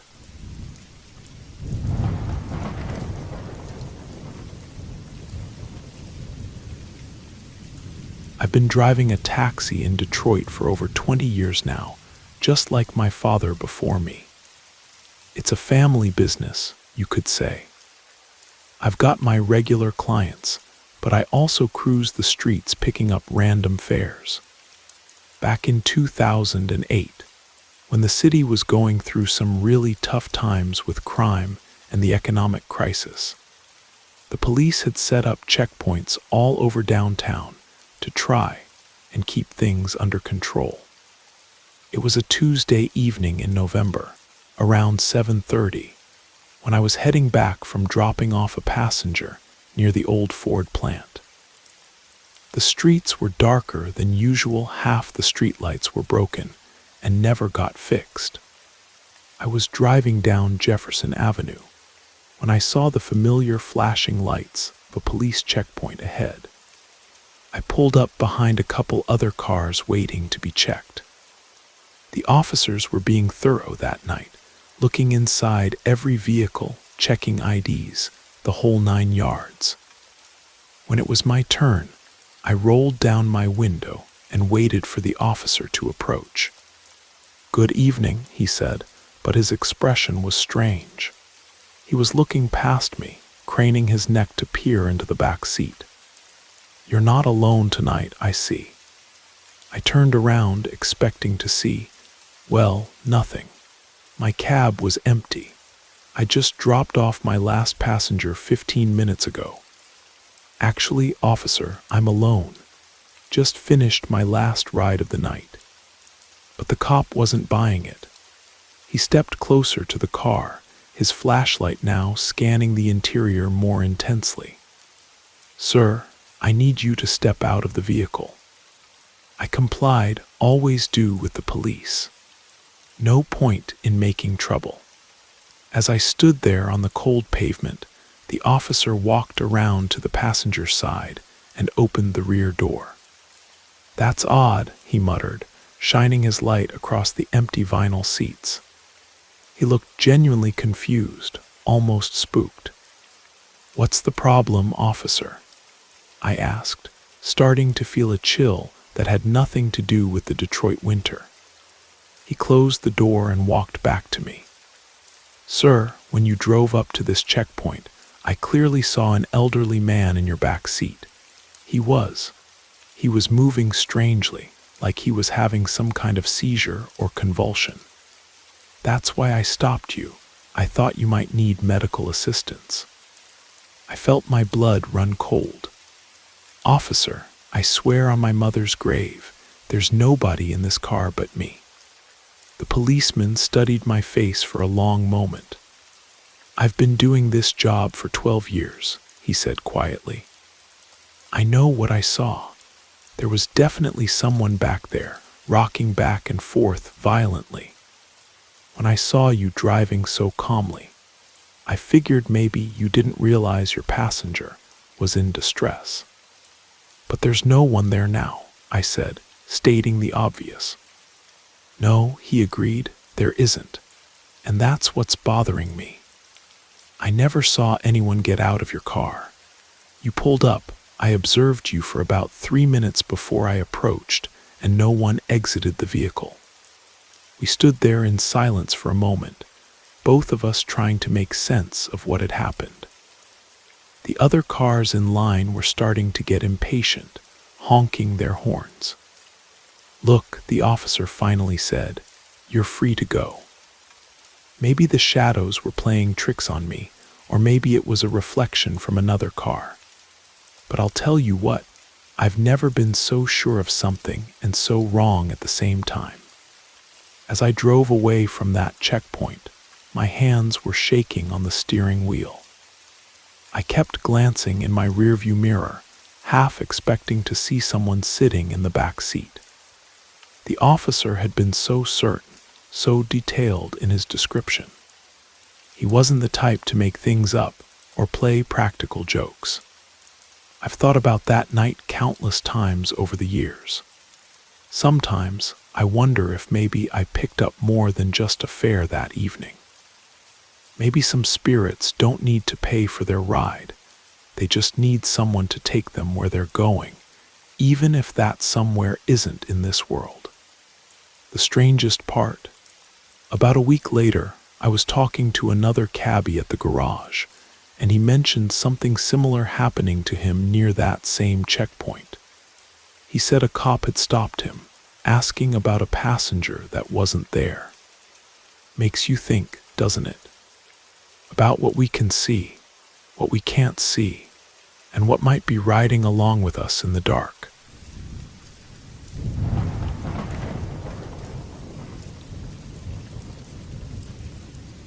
Back in 1992, I was working at a taxi dispatch station in Riverside, California, right on the edge of what was then still considered pretty undeveloped territory. This was before Riverside really expanded eastward. There were whole neighborhoods that were just starting to be built, lots of empty lots and half-finished housing developments scattered between established areas.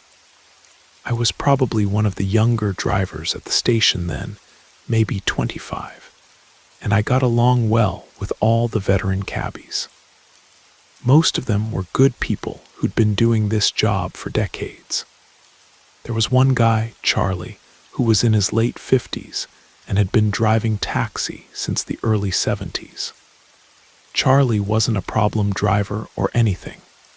He was reliable, professional, knew the area better than anyone. His only quirk was that he liked to have a beer or two after his shift ended. Most nights, Charlie would finish his last run around 8 p.m., head back to the station, and grab a Budweiser from the little refrigerator we kept in the dispatch office. He'd sit outside, drink his beer, chat with whoever was still around, then drive home. It was his routine, and nobody had any issues with it. This particular Friday night, Charlie had finished his shift, but discovered we were out of beer in the fridge. The closest liquor store that we knew sold individual beers was about 15 minutes away, and most of the other drivers were either already gone or getting ready to leave. "Anyone know of a closer place to grab a cold one?" Charlie asked, looking genuinely disappointed. We all tried to think of somewhere nearby, but the truth was, that part of Riverside didn't have much in the way of shops yet. The area was mostly new construction and empty lots.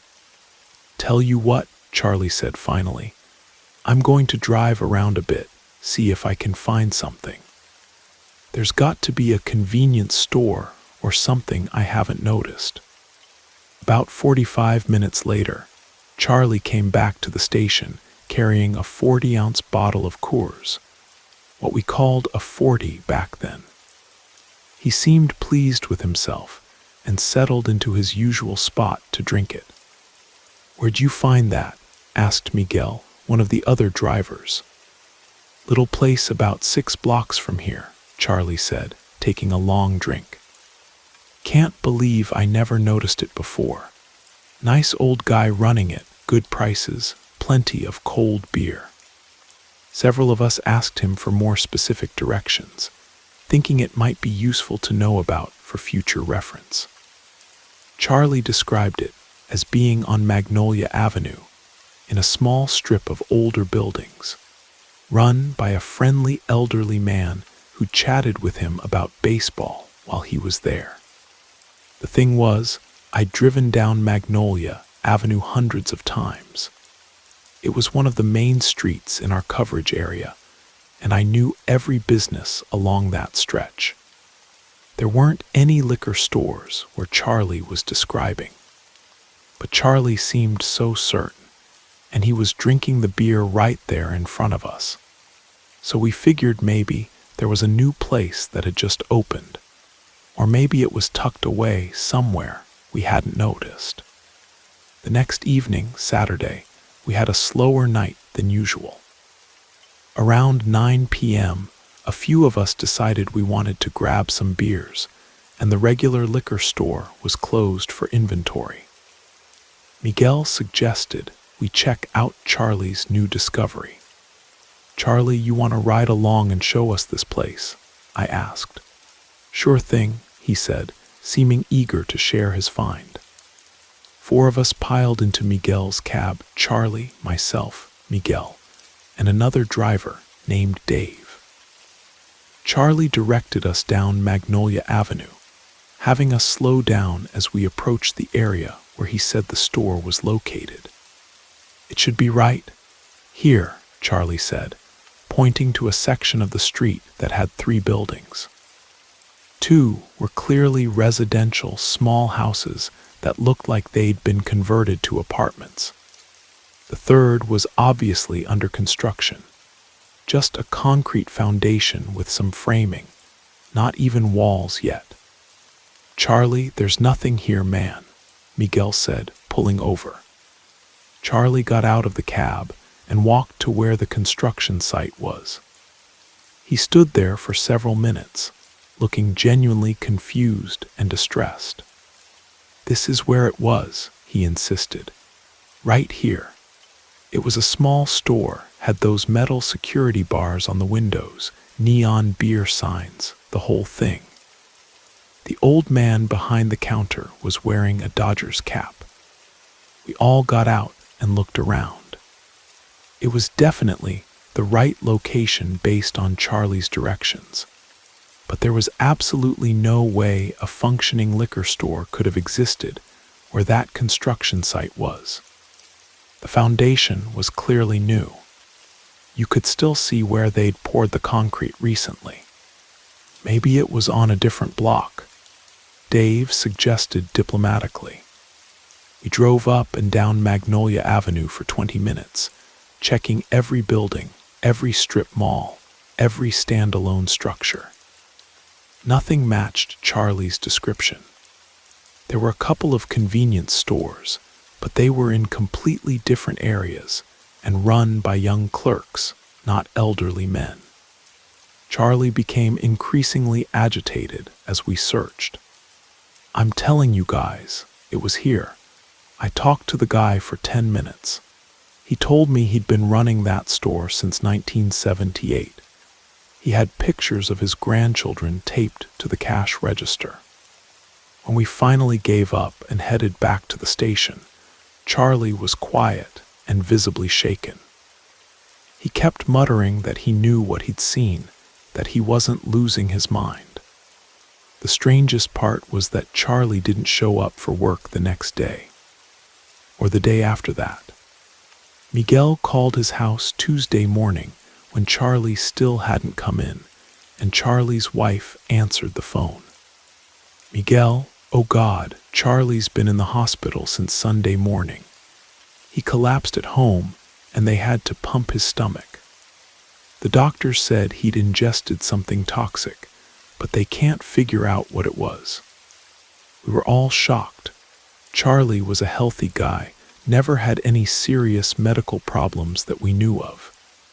"Is he going to be okay?" Miguel asked. "They don't know yet. He's been unconscious since Sunday.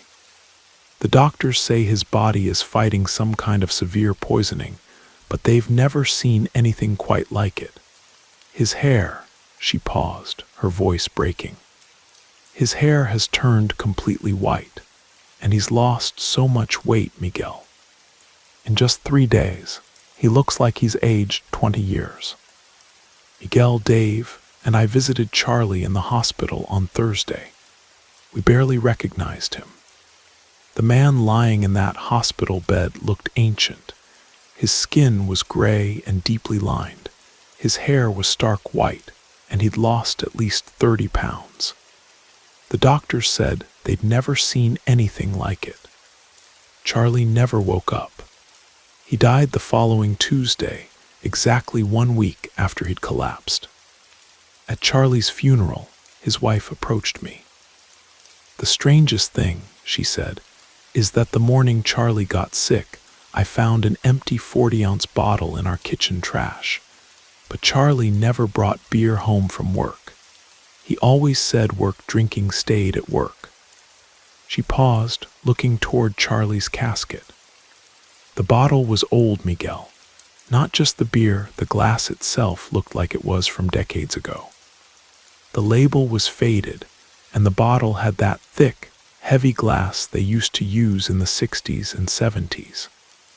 After the funeral, the three of us who'd gone searching for the phantom liquor store met at a diner to try to make sense of what had happened. "You think Charlie bought that beer from some kind of ghost store?" Dave asked quietly.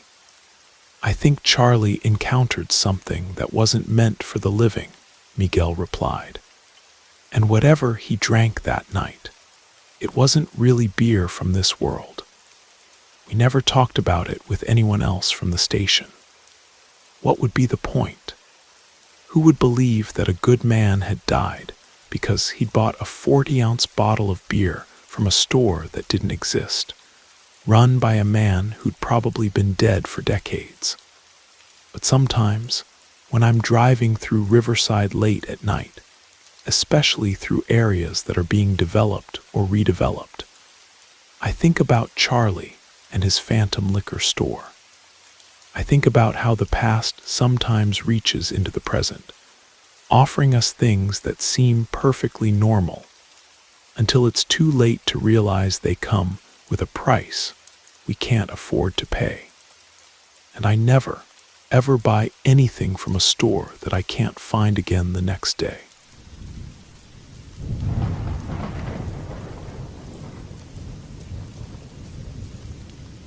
My name is Isaiah Martinez.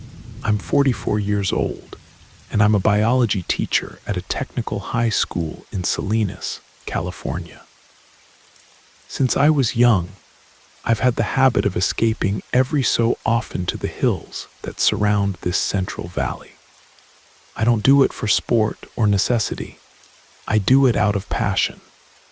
I dedicate myself to searching for and documenting wild orchids, an obsession that's been with me since I was a child, helping my grandfather care for a small nursery in Watsonville. That time, the plan was simple: climb through Santa Lucia Canyon, advance north along the ridge of Junipero Serra Peak, and camp near the old spring that forms during rainy season. I had read an article mentioning rare varieties of endemic orchids in that area, supposedly extinct. I carried my backpack with the basics: water, some food, a knife, my camera, a field notebook, a thermal blanket, GPS, and my phone at 100% battery. Though up there's no signal. I left on a Saturday at dawn on my motorcycle, which I hid in a trail behind some prickly pear cacti. On foot, I began the ascent. Everything was going well. The forest was green, the heat still bearable, and the sounds of the countryside were the usual ones: cicadas, little birds, and some distant barking from ranch dogs. On the way up, I found the first signs that I was on the right track: some hanging bromeliads and common orchids like the Epidendrum alatum. I stopped to take photos and note their location. When I reached the highest point of the hill before descending toward the spring, it was already past 3 in the afternoon. I sat down to eat a can of tuna with crackers and rest my feet. I was alone, but I felt at peace. I like that silence of the forest, that isolation. It's like time stops up there. Then it happened. On the other side of the clearing, among some oak trees, I saw movement. I crouched down by instinct, not because I thought of danger, but because those who know the hills know it's not rare to encounter illegal hunters or tree poachers. I took out my binoculars. What I saw froze my blood. Two men, one with a hat and another with a black cap, were dragging a third one, tied up like a sack. The tied-up guy had a red shirt and was bloodied. I assumed they had beaten him. They dragged him to a low part of the terrain where the soil was darker and more humid, like water sprouted from somewhere. I don't know why I didn't leave immediately. Something inside me told me I shouldn't make a single sound. I stayed still, almost without breathing, watching as the other two began to dig with small shovels. The tied-up guy was still alive. He moved little, but he moved. One of the men knelt beside him and took out a pistol. I didn't see when he pulled the trigger. I only heard a dry sound, like someone had broken a gourd. Then silence. They buried him right there. I don't know how long I was there, immobile. When I dared to move, it was already getting dark. The first thing I thought was that they must have left, but I couldn't be sure. I had to get away. Instead of going back the original way, I decided to go down the opposite side of the hill, an area I didn't know well, but that, according to the GPS, would take me to a secondary trail. And that's where my problems began. First, the terrain was more rugged than I thought. I slipped several times until in an awkward fall I twisted my right ankle. It wasn't broken, but it hurt. Second, my phone battery started draining faster than normal. I turned everything off to save power. I walked with difficulty for almost an hour until I saw a small abandoned construction, what seemed to have been a hunter's camp. There was a metal roof, a broken table, and some rusty chairs. I took refuge there, thinking of spending the night and continuing at dawn. But fate had other plans. Around 9 o'clock, while I was settling in with the thermal blanket and drinking some water, I heard clear footsteps nearby. They weren't animals, they were several men. I crouched behind the fallen table. I heard them talking. You said someone else was on the hill. I'm not sure, man. I thought I saw something, a reflection. We can't take risks. We have to search. If he was there, he already knows. It was one of them. I recognized the hoarse voice, the one with the hat. They stayed near the camp, talking in low voices, shining with lamps. One urinated right next to the structure. I wasn't breathing. Literally, I had a dry throat. I only thought about not moving, not making noise. They left after half an hour or so, I thought. I waited another hour before moving. I grabbed my things and crawled out of the place. My ankle hurt, but adrenaline drove me. I went down aimlessly, guided by the slope and the logic that eventually I would hit a stream or road. At midnight, I found a cattle trail. I followed it, limping. It started to drizzle. The cold got into my bones. In my mind, the sounds of the forest were amplified. Every creak, every falling branch, I felt like it was them looking for me. At 3 in the morning, I reached a wire fence. On the other side, lights were visible. It was a pasture. I walked along the border until I found an entrance. It was a ranch. I knocked on the door with what little strength I had left. An older gentleman came out with a shotgun. Who's there? Don't shoot me, please. I'm a teacher. I got lost on the hill. I need help. The man let me in, suspicious. I told him part of what had happened. I didn't want to get him in trouble. He let me sleep in an old room, and in the morning he took me in his pickup to the highway. In Salinas, I went straight to the police station. I told them everything. I gave them the coordinates where I saw the burial. I don't know if they did anything. They told me they were going to investigate. They took my statement and nothing more. 2 days later, some unknown men passed by the school asking about me. They didn't give names. They said they were from the community, that they wanted to thank me for helping locate a missing family member. It was a lie. That same night I left for Fresno, and from there further south. I changed my phone number, school, life. I haven't returned to Junipero Serra Peak, nor do I plan to. The orchids I found that time, the few I managed to document, are kept in a notebook I don't open.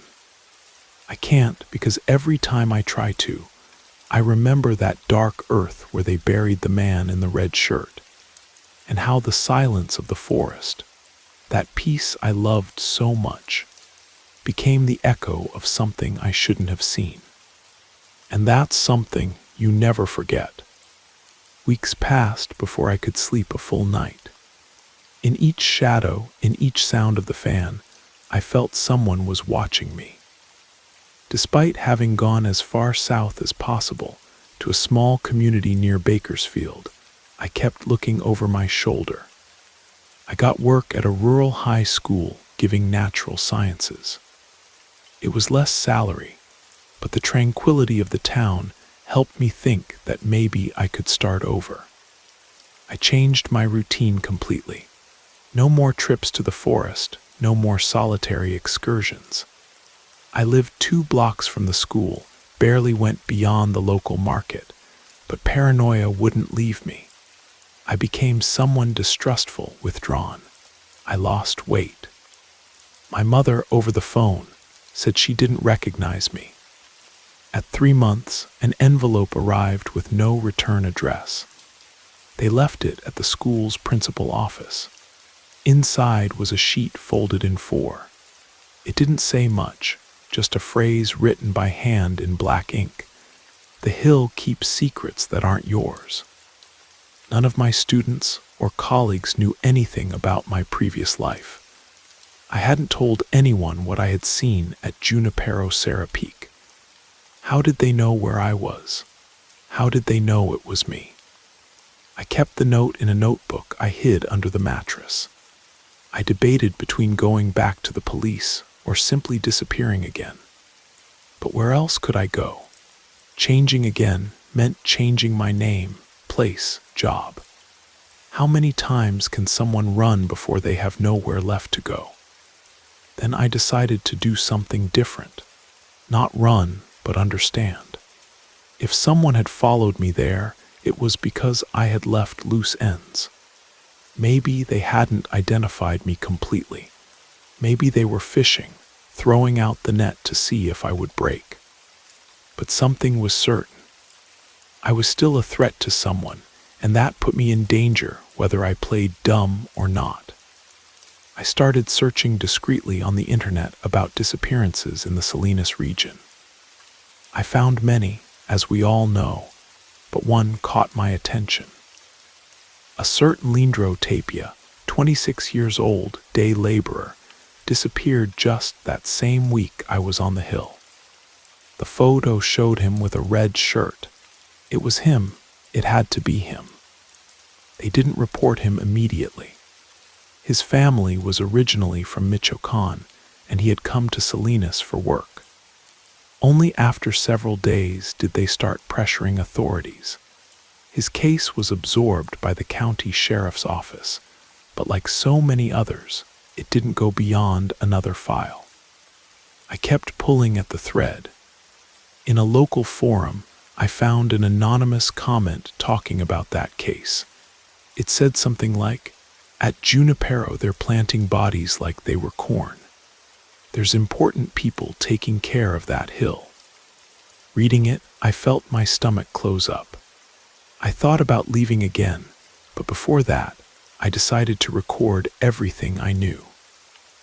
I used an old cell phone without connection to record my testimony on video. I showed the drawings and photos I had taken that day, although none directly showed the men I saw. Still, the place, the date, the route, everything was there. I saved that memory on a USB drive and hid it in a sealed bag inside an old water tank on the roof of the place where I lived. Then I bought a new prepaid chip and used a public connection to send the complete file to 3 trusted people: a cousin in Sacramento, a former colleague from the Teachers College in San Jose, and a reporter I had contacted years before named Laura Marquez. I didn't say too much in the email, just, if something happens to me, here's the complete story. That was a small relief, but relief nonetheless. I slept better that night. A week later, another warning came. This time it wasn't a note. When I returned from school, I found the door to my room open. Not forced, just open. When I entered, nothing was missing, but the mattress was moved. My notebook, the one with the trip notes, and the note from the envelope, was no longer underneath. I sat in the chair, trembling.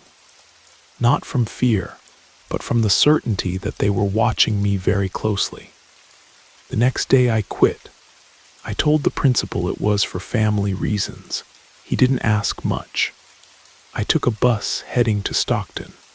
I had no clear plan. I just got on and got off in a small community in the Central Valley. I stayed there for weeks, living off what I could, helping at a traditional herbalism workshop, teaching some kids in the area to read. But you can't run forever. A month later, Laura Marquez, the reporter, managed to contact me. She had seen the files. She asked to speak with me in person. I hesitated a lot. We agreed to meet in an intermediate town, quiet. She came alone. She listened to me for hours without recording, without interrupting. At the end, she told me something I'll never forget. Isaiah, if you don't speak, no one else will. And if you speak, maybe nothing will happen. But if you don't speak, those who kill on those hills will keep burying people like they were part of the landscape. I agreed. She asked me to record a protected interview without showing my face. We did the recording a week later in a borrowed house. I felt nervous the whole time, but also relieved. I had carried that silence too long. The interview came out months later as part of a broader report about clandestine graves in California. They didn't reveal my identity, but some details were unmistakable for anyone who knew how to look. Nothing happened immediately. No one came looking for me, and I received no new threats. But sometimes, in the silence of the night, I still hear footsteps in the undergrowth, and I dream of the man with the black cap shining his lamp among the trees. I never returned to the hill, nor do I want to. If someone finds a rare flower up there, let them leave it where it's growing. Not all flowers are meant to be touched. Today I live in a different place with a different name, but I no longer hide completely. Laura and other journalists continued investigating. More cases came out, more bodies, and although no one was arrested, at least there's pressure. There are eyes on top. I no longer look for orchids, but if something I learned from that trip to Junipero Serra Peak is that sometimes finding what you're looking for can cost you everything, and that the real fear isn't in what we see, but in knowing there are things we would have preferred never to have seen.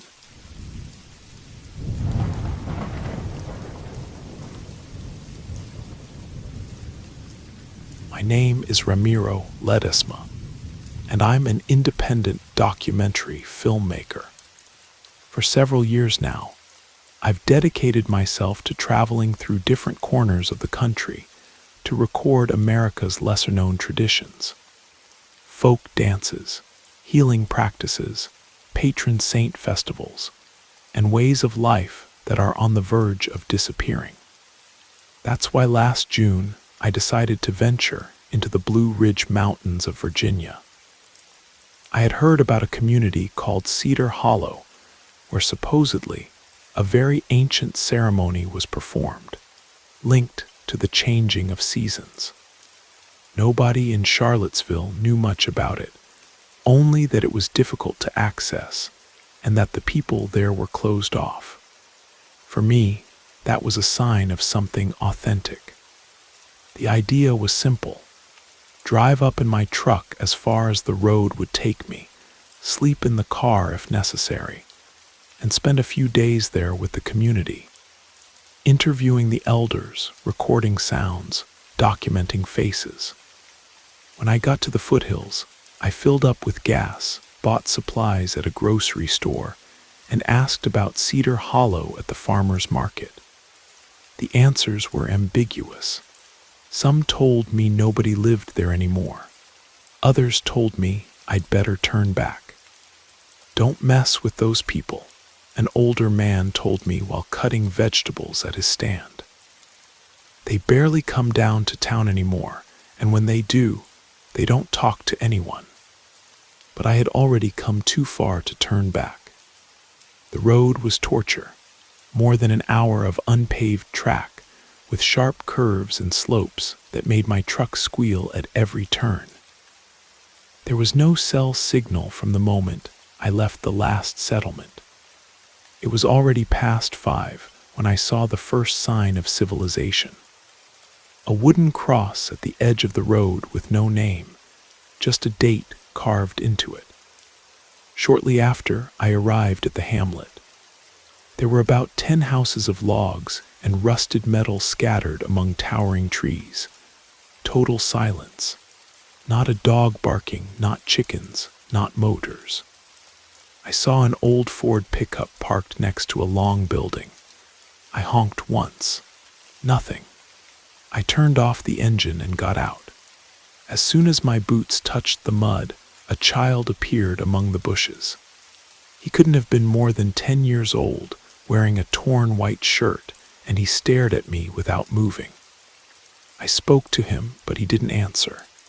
He turned around and ran. I followed him. He led me down a narrow path downhill. After a few minutes, we reached a kind of clearing among trees where there were more houses, loose chickens, and what looked like a bread oven. There I finally saw adults. 2 men, both with machetes on their belts, peeling corn. They saw me approaching, and one of them, the younger one, stood up. "Good afternoon. I'm coming from Charlottesville," I said, showing my camera and my independent press credentials. "I'm making a documentary about American traditions. I was told you have a ceremony here for the changing of seasons." They didn't respond immediately. The older man stood up and said simply, "There's nothing like that here." I insisted, trying to sound friendly, genuine. I talked to them about my other documentaries, about how important it was to rescue customs, that I wasn't coming to mock or record without permission. The younger man looked at me steadily and then said, "Ask Miss Amelia. She knows about those things." He pointed to a larger house made of cedar wood at the back of the clearing. I walked there, feeling watched. Miss Amelia was a thin woman with very pale green eyes. She received me with a smile that didn't reach her eyes. She told me that indeed her family performed certain ancient rites, but that they barely did them anymore, that if I wanted to record I could stay, but I had to respect their rules. I accepted. They offered me an empty cabin without electricity, with a wooden bed and a thin mattress. That night I had dinner with them, rice, tortillas, some beans. Nobody talked much. I saw about 8 people in total, including children. They were all fair-skinned, light-eyed, straight-haired. They looked like family. I didn't see anyone outside that pattern. During the following days, I recorded Miss Amelia telling traditional stories, the men working the land, and the children playing at catching lizards. But something didn't add up. The women barely came out of their houses. The men, although friendly, wouldn't let me record certain places. They prohibited me from approaching the hill that was south of the hamlet. They told me it was sacred and that nobody should walk around there.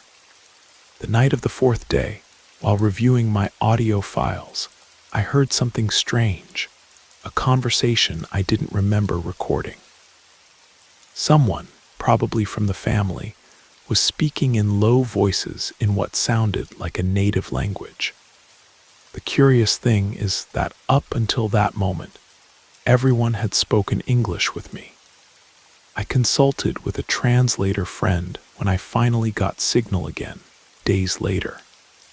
He told me what they were saying was something like, "They found him by the river. We have to bury him before the sun comes up." That night I didn't sleep well.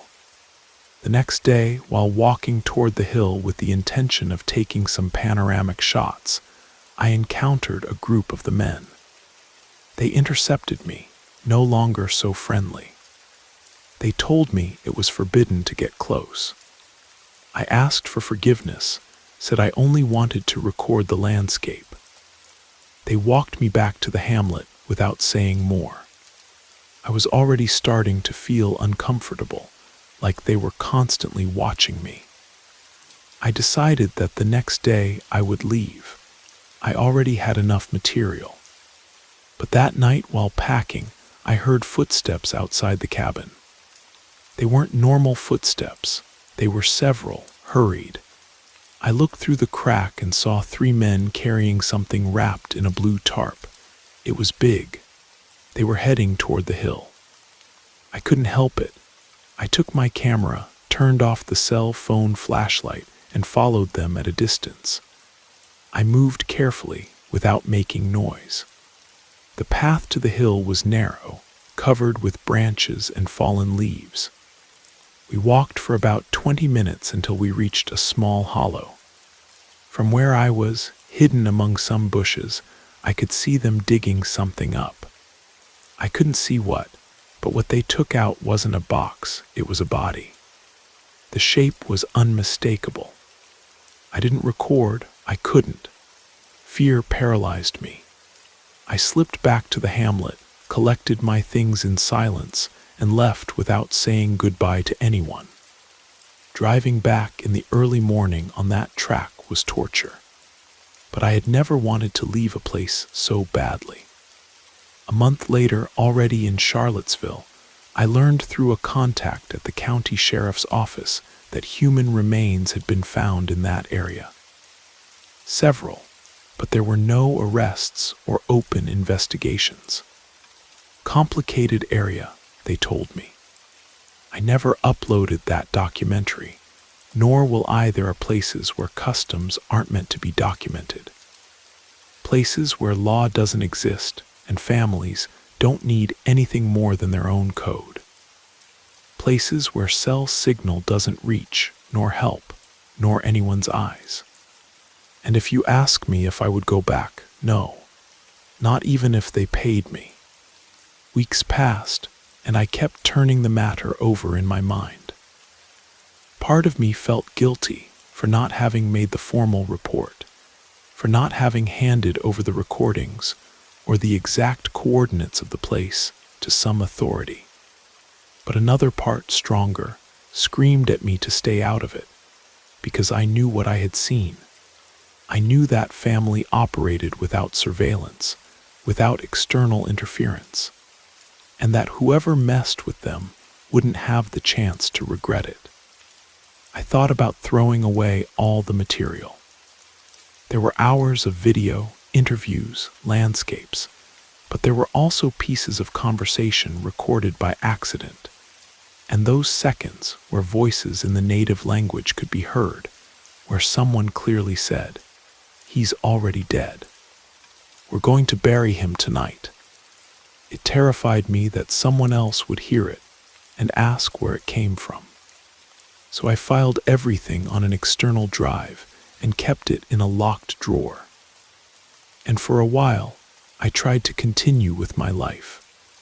One day near October, I went to record a pottery workshop in Stanton, a town also in Virginia, but much closer to civilization.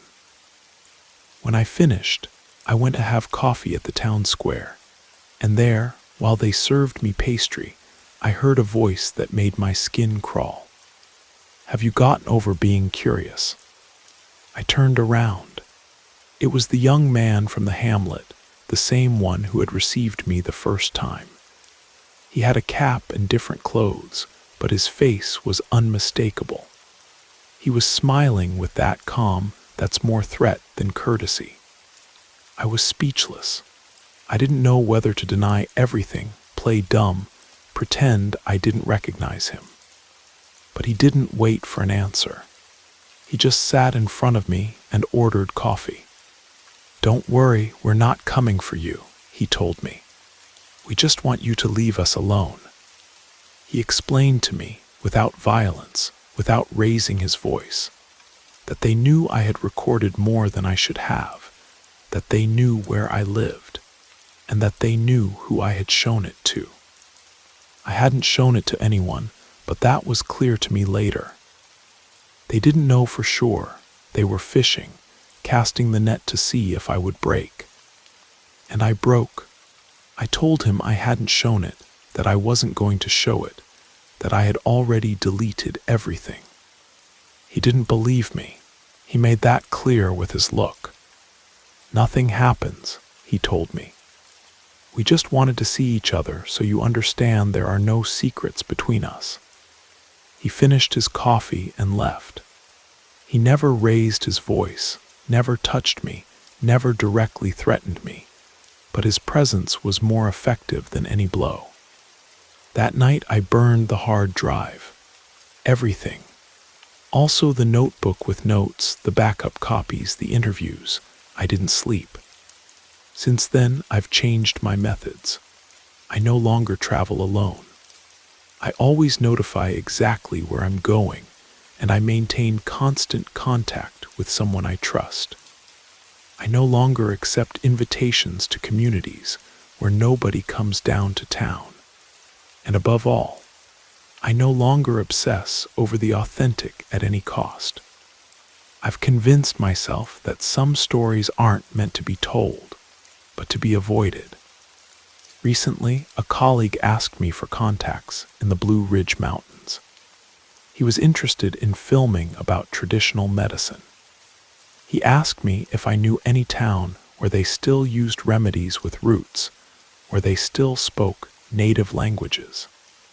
I thought about Cedar Hollow and about Miss Amelia and about the children with light eyes running among the bushes. I thought about the blue tarp. I told him no, that there was nothing interesting in that area, nothing worth it. And that if someone told him otherwise, they were lying. He laughed, said I was probably keeping the good contacts to myself. Maybe, but the truth is that deep down, I don't want to know more about them. I don't want to run into them again at another coffee shop, in another market, asking me if I still have something saved. I don't want to test what happens when they do suspect I talked. And while nobody else talks about them, while that town doesn't appear on any map, I think I'll be fine. But if someday you hear about a family in the mountains that doesn't receive visits, that doesn't let themselves be recorded, that look at each other like they were one single thing, don't go. Don't get involved. There are areas where the wild is no longer the jungle, but the people who learned to survive in it.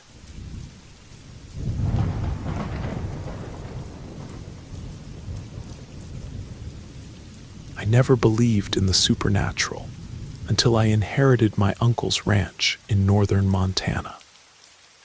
What happened during my 18 months there changed everything I thought I knew about reality. The ranch sat on 420 acres of remote wilderness, surrounded by dense pine forests and rolling hills that seemed to stretch endlessly under the big sky. My uncle had left it to me in his will, along with a cryptic note warning me to respect the old ways and never venture out after midnight. I thought it was just the ramblings of an old man who'd spent too much time alone. I moved there in March of 2006 with my wife Sarah and our 2 teenage kids, hoping to escape the chaos of city life in Denver. The first few weeks were peaceful, exactly what we dreamed of. We spent our days fixing up the old farmhouse, mending fences, and getting acquainted with the small herd of cattle my uncle had left behind. But then the strangeness began. It started with lights in the sky. Not airplanes or helicopters, these were different. Orbs of brilliant white and blue light that moved with impossible speed and precision, dancing above our pastures in patterns that defied physics. They'd appear suddenly, hover for minutes at a time, then vanish without a trace. The first time we saw them, Sarah grabbed my arm so tightly she left bruises.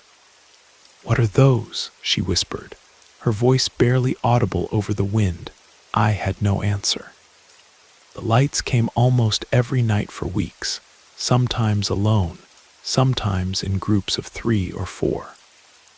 We tried filming them with our old camcorder, but the device would mysteriously malfunction whenever the orbs appeared. The battery would drain instantly, or the screen would fill with static. But the aerial phenomena were just the beginning. One evening in late April, while I was checking the cattle before sunset, I encountered something that still haunts my dreams.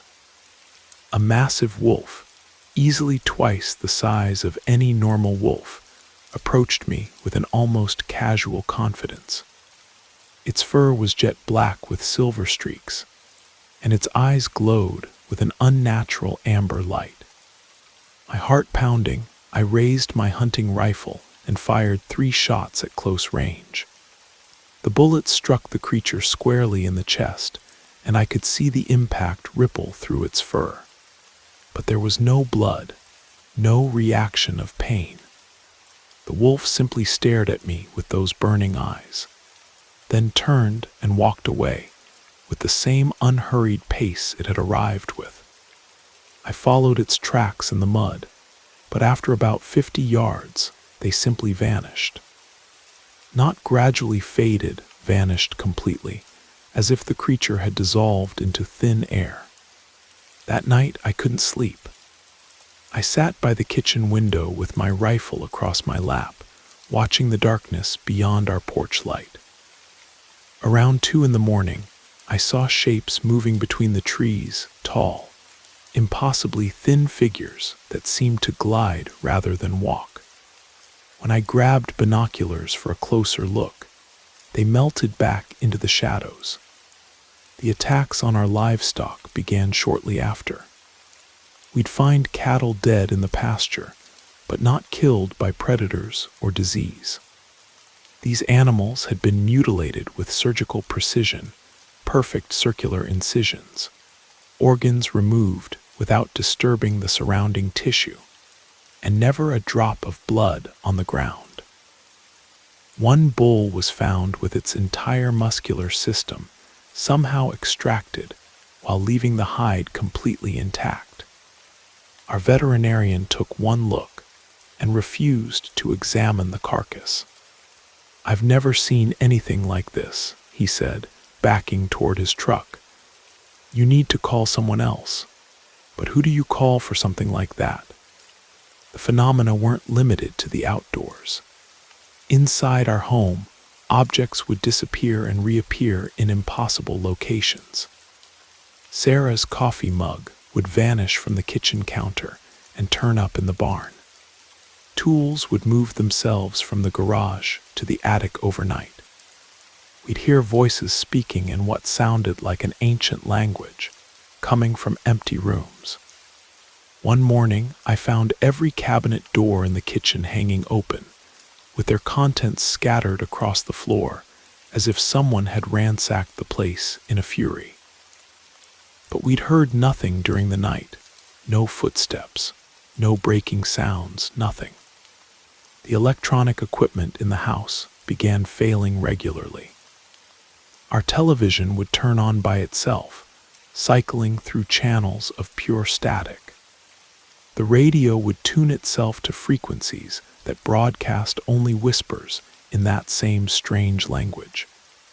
Even our landline phone, we didn't have cell service out there, would ring with no one on the other end. Sarah started having nightmares. She'd wake up screaming about tall figures standing at the foot of our bed, watching us sleep. I'd installed motion sensor lights around the house, but they'd trigger randomly throughout the night, illuminating nothing but empty yard.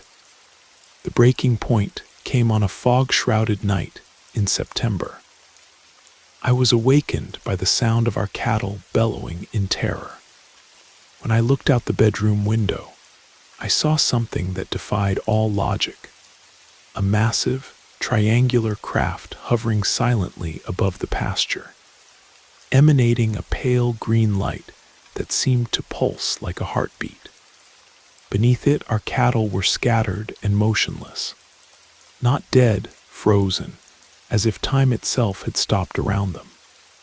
I grabbed my rifle and ran outside, but as soon as I stepped off the porch, the craft shot upward at impossible speed and vanished into the low clouds. The cattle immediately resumed their panicked movements, but 3 of them were missing.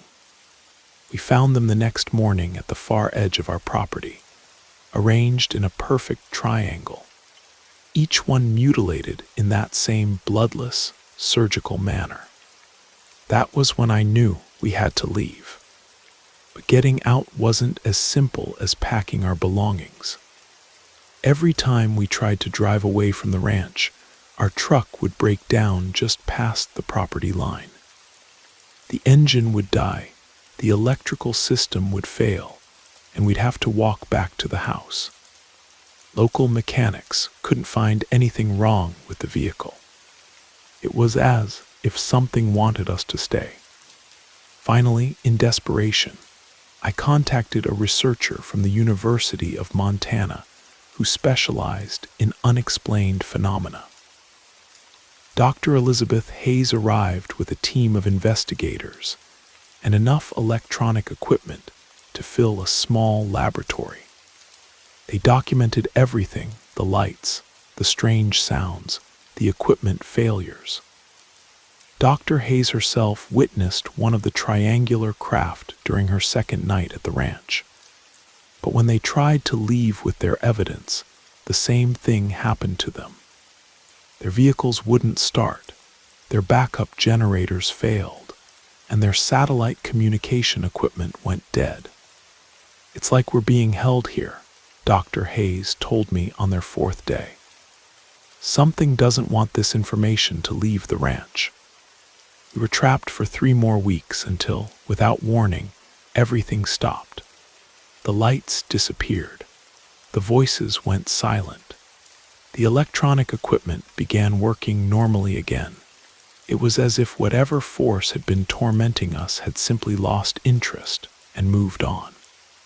Dr. Hayes and her team packed up immediately and left. Before departing, she pulled me aside. "I've studied anomalous phenomena for 20 years, she said, "but I've never encountered anything like this. My advice: sell this place and never look back." We did exactly that. Within a month, we'd found a buyer, a wealthy businessman from California, who seemed oddly eager to purchase the property despite its reputation. He paid cash and asked no questions about why we were selling so far below market value. I heard later that he'd assembled his own research team and installed sophisticated monitoring equipment throughout the ranch.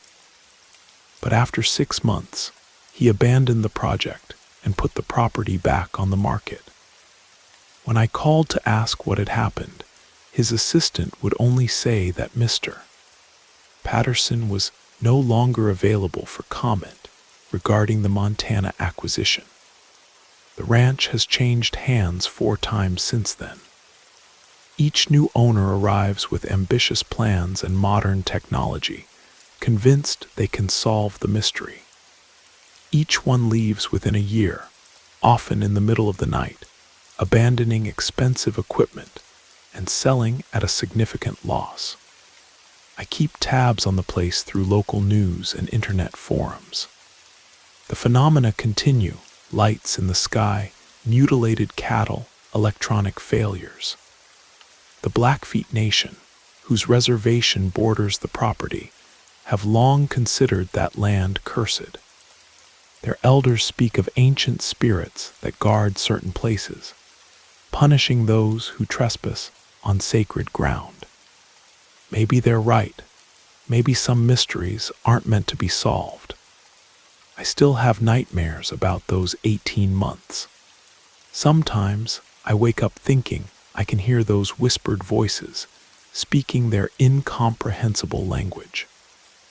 Sarah refuses to talk about our time at the ranch, but I catch her staring out windows at night, searching the darkness for moving shadows.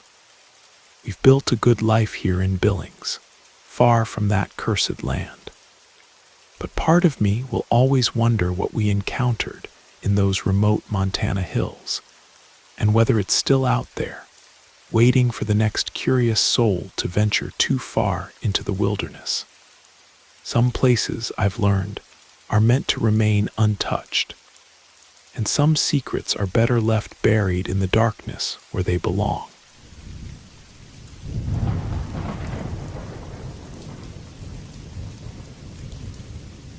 I was working as a paramedic in Carson City, Nevada, when the incident happened that changed my entire worldview. It was early January 2003, and what I witnessed over those 72 hours still defies everything I thought I knew about reality. It started with a phone call at 3 in the morning. My partner Jake and I were just finishing our shift when dispatch crackled over the radio with an unusual request. We were being diverted to assist with a special situation about 40 miles northeast of the city, in the desert near Lake Tahoe. "What kind of special situation?" Jake asked the dispatcher. "Unknown at this time. Military personnel will brief you on arrival." That should have been our first warning. We drove through the pre-dawn darkness, following directions that led us far from any main roads.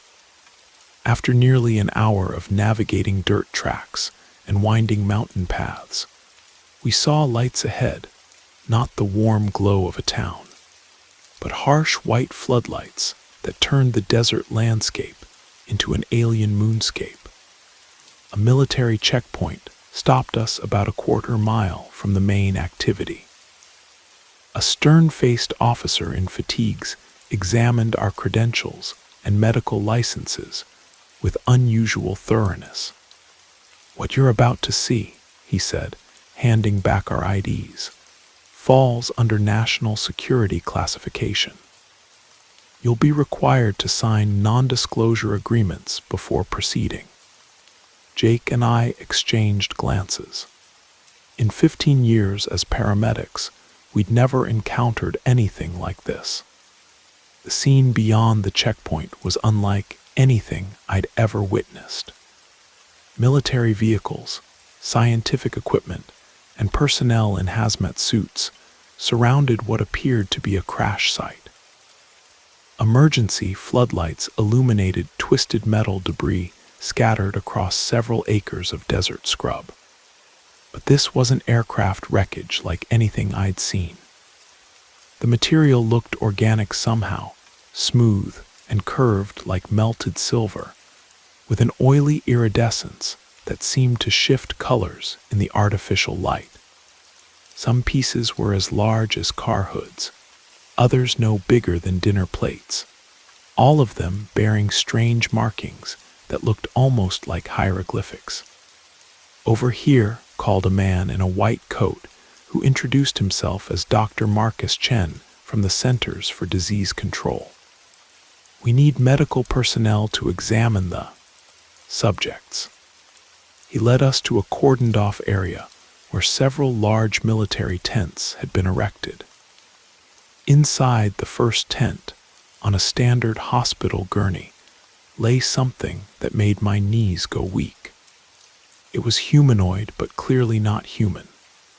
About 4 feet tall, with grayish-brown skin that had an unsettling rubbery texture.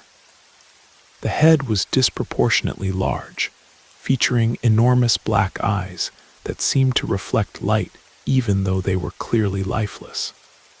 The limbs were thin and elongated, ending in hands with 4 slender fingers. "We found 3 of them," Dr. Chen explained quietly. "This one was thrown clear of the main wreckage. The other 2 are in worse condition."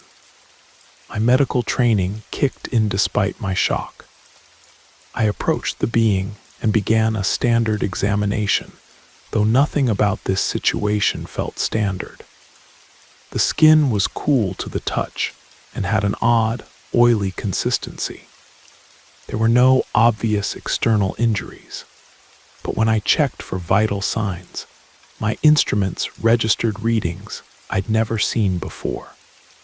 "The body temperature is 82 degrees, I told Dr. Chen. "But rigor mortis hasn't set in, and there's no sign of decomposition." He nodded grimly. "We've been monitoring that. Time of death appears to be approximately 6 hours ago, based on witness reports of the crash, but the preservation is unusual." Jake was examining the second subject in an adjacent tent. I could hear him muttering medical observations that sounded increasingly confused and disturbed. But it was the third tent that really shook me. Inside, military personnel were interviewing 3 young women from the nearby town of Minden. Sisters named Amy and Jennifer Rodriguez, along with their friend Christina Martinez. They were clearly traumatized, wrapped in military blankets and speaking in hushed, frightened voices. I caught fragments of their story as I walked past. They'd been driving home from a late-night shift at a local diner when they saw lights in the sky, not normal aircraft lights, but pulsing orbs that moved in impossible formations. Then they witnessed what they described as a cylindrical object the size of a school bus, plummeting toward the earth, trailing white smoke. Curious and concerned that someone might be hurt, they'd driven toward the crash site. That's when they encountered the survivor. "It was hiding behind some rocks," Amy whispered to the interviewer.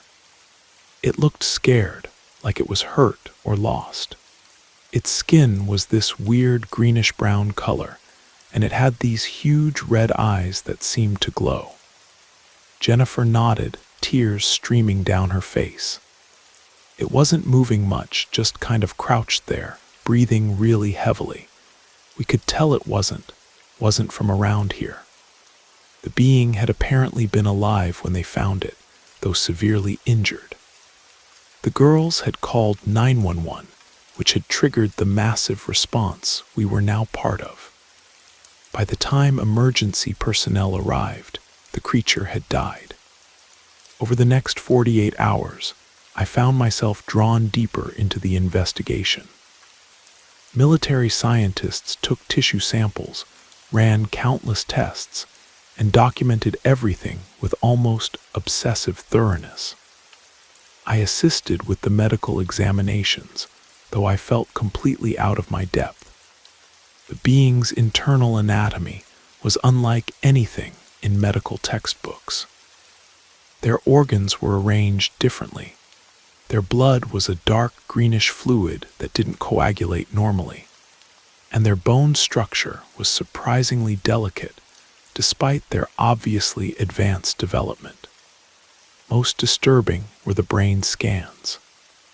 The cranial capacity was nearly 50% larger than a human's, with neural pathways that suggested cognitive abilities far beyond our understanding.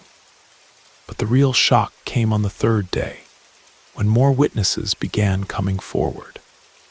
A rancher named Bill Morrison reported finding strange circular impressions in his pasture, each about 20 feet in diameter, where the grass had been pressed down in perfect spirals. His cattle had been acting aggressively agitated for weeks, refusing to graze in certain areas of his land. A local mechanic claimed his electronic equipment had been malfunctioning for days before the crash. Radios picking up strange signals, diagnostic computers displaying nonsensical data, and vehicle electrical systems failing without explanation.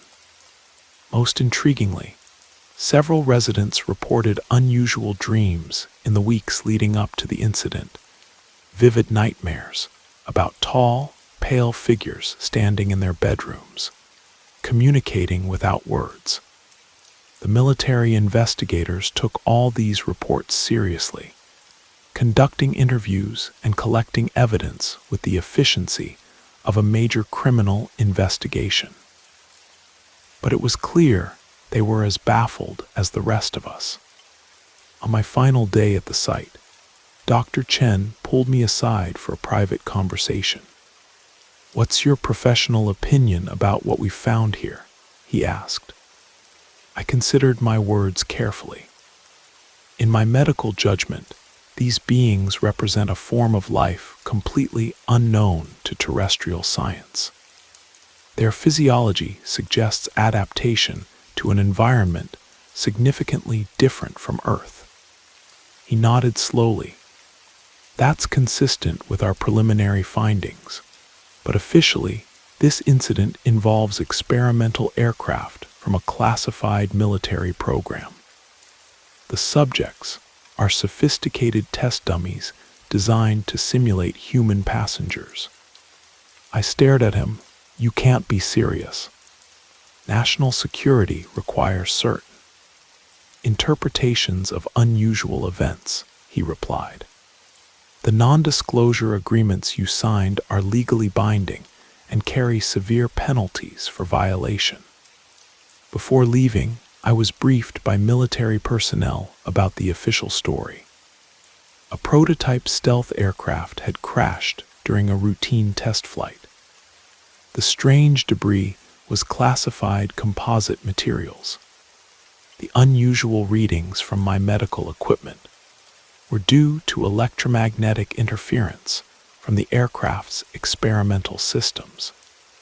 The 3 young women who'd found the survivor were given similar briefings. They were told they'd discovered an injured test pilot who'd subsequently died from his injuries. The creature they described was actually a badly burned human wearing experimental flight gear. But I saw the doubt in their eyes. They knew what they'd witnessed, just as I knew what I'd examined in those tents. Within a week, the crash site had been completely cleaned up. Every piece of debris was removed, the soil was turned over, and new vegetation was planted. If you visited the location today, you'd find nothing but typical desert landscape. The official report classified the incident as a routine military aircraft accident. The 3 witnesses were relocated to different states with new jobs and financial compensation for their trauma. Dr. Chen disappeared from the CDC roster entirely. When I tried to contact him months later, I was told no such person had ever worked for the agency. I kept my silence for years, honoring the non-disclosure agreement and trying to convince myself that maybe the official explanation was true. Maybe I'd been mistaken about what I'd seen. Maybe the stress and unusual circumstances had clouded my judgment. But the memories remain vivid and undeniable. Those beings were not human, and their technology was beyond anything in our current understanding. Whatever crashed in the Nevada desert that January night came from somewhere else entirely. Sometimes I wonder if there are others out there, other paramedics, doctors, or first responders who have encountered similar situations and been sworn to secrecy. How many times has this happened? How many incidents have been covered up and forgotten? I still work as a paramedic, though I've moved to a different state and tried to put that experience behind me. But every time I see strange lights in the sky or read reports of unusual phenomena, I remember those 3 days in the desert when everything I thought I knew about the universe changed forever. The truth, as they say, is out there, but apparently it's not meant for the rest of us to know.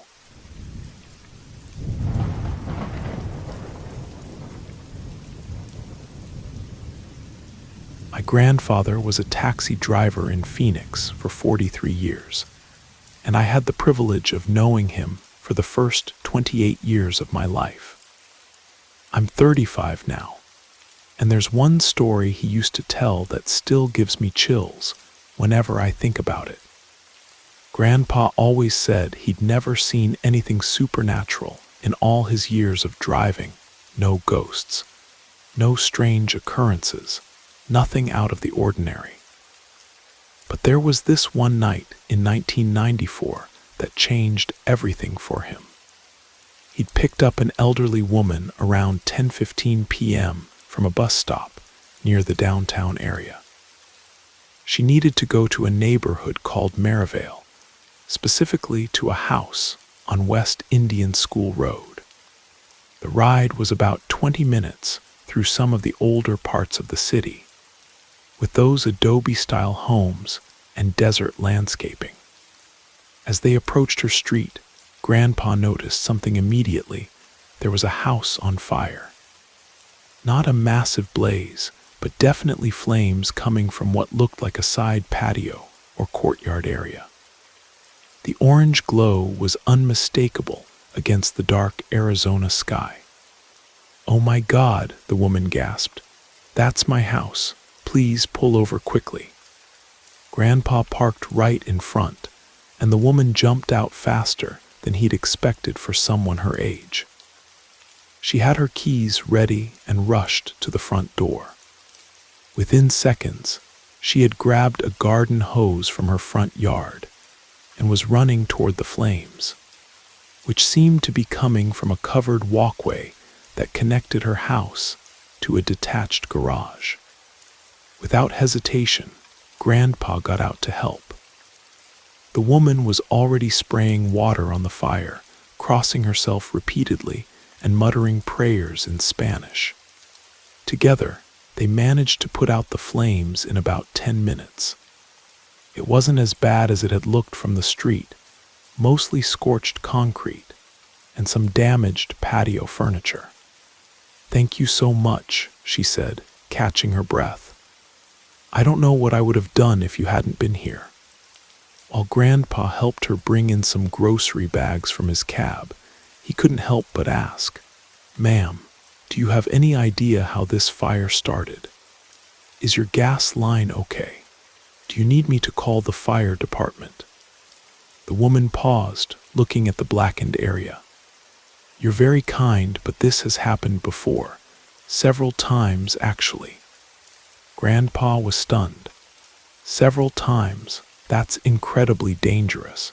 You really should have someone check your utilities." The woman gestured toward the area where the fire had been. "Come, let me show you something." She led him around the side of the house, pointing out the gas meter and lines. "See, The gas connection is way over there, at least 30 feet from where the fires always start, and it's all been inspected multiple times. The fire department, the gas company, everyone has been out here. So what do you think is causing it? Grandpa asked. The woman was quiet for a moment, studying his face. Most people think I'm crazy when I tell them, but since you helped me tonight, and you seem like a decent man, I'll tell you the truth. They sat down on her front porch, where she offered him some iced tea. The night was cooling down, and you could smell the creosote bushes and the lingering smoke. My husband built this house in 1968, she began. We raised 4 children here. It's a good house, solid construction, plenty of space. We always loved it here. She paused, looking toward the area where they'd just put out the fire. There was a woman who lived 3 houses down Mrs. Castellano's. She'd been trying to buy our house for years, ever since the early 70s. She'd make offers, leave notes in our mailbox, even approached our children at school asking them to convince us to sell. Why was she so interested in your house specifically? Grandpa asked. She had a large family and needed more space. But there was something else, something almost obsessive about the way she pursued it. When we'd politely decline, she'd get angry. She'd make comments like, "Well, I hope you can maintain that beautiful house. It would be such a shame if something happened to it." Houses like that require so much upkeep, and sometimes things just fall apart. The woman's voice dropped to almost a whisper. She'd say these things with this smile that wasn't really a smile, you know, like she was wishing bad things on us. "When did the fire start?" Grandpa asked, though he had a feeling he already knew the answer. "About 6 months after Mrs. Castellano's died. She passed away in '89, and the fires started that winter. At first, we thought it was electrical, maybe some faulty wiring in that covered walkway. But electricians couldn't find anything wrong." The woman stood up and walked to the edge of the porch, staring toward the burned area. The fires always happened in the same spot, that walkway between the house and garage. We started keeping fewer things stored there, keeping a fire extinguisher handy. But they kept happening every few months, always at night, always in that exact same place. "Did you ever see how they started?" Grandpa asked. "My husband did about 2 years ago. He woke up around 3 a.m. because he saw flickering light outside our bedroom window. When he looked out, he saw." She hesitated. "What did he see?" "A child, a young boy, maybe 8 or 9 years old. The boy was kneeling in the walkway, and he had fire in his hands, actual flames, like he was holding them. My husband called out, asking what he was doing there, but the boy didn't even look up.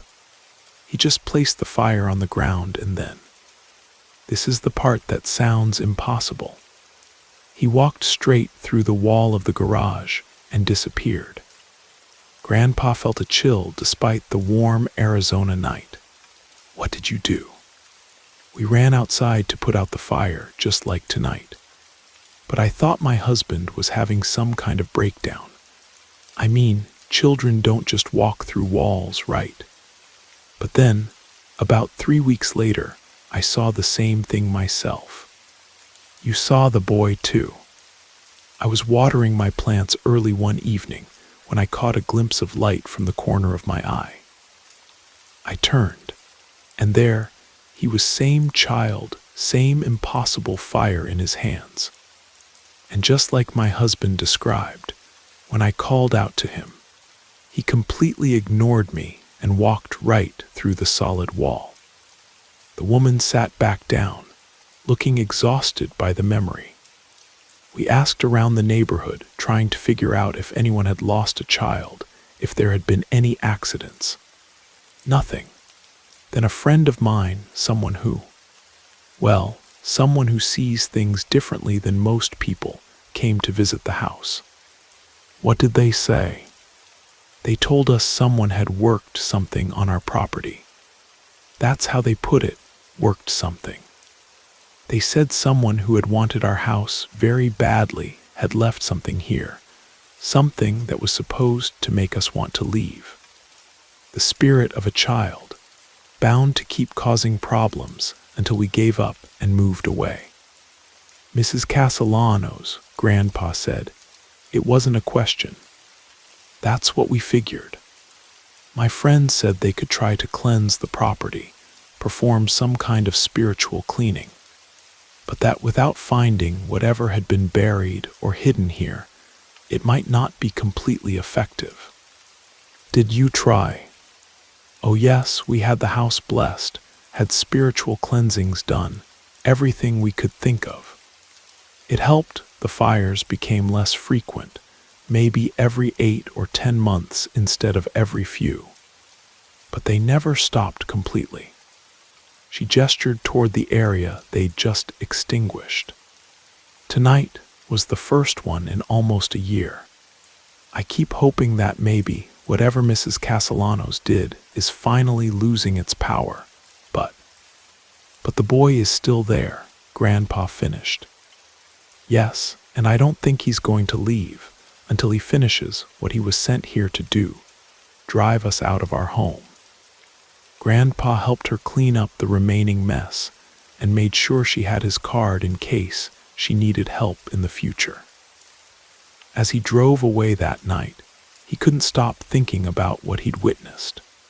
It wasn't just the fire itself, but the woman's calm acceptance of something so extraordinary.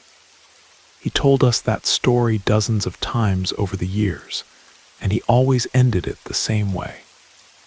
Sometimes people's jealousy and anger can reach beyond the grave, and sometimes there are forces in this world that we just don't understand, even when we're standing right in the middle of them. I drive past that neighborhood sometimes when I'm in Phoenix visiting family. The house is still there, though I don't know if that woman still lives in it. But I always slow down a little when I pass by, wondering if somewhere in that quiet desert night, a young boy with fire in his hands is still carrying out the bitter wishes of a woman who couldn't let go of what she wanted, even in death.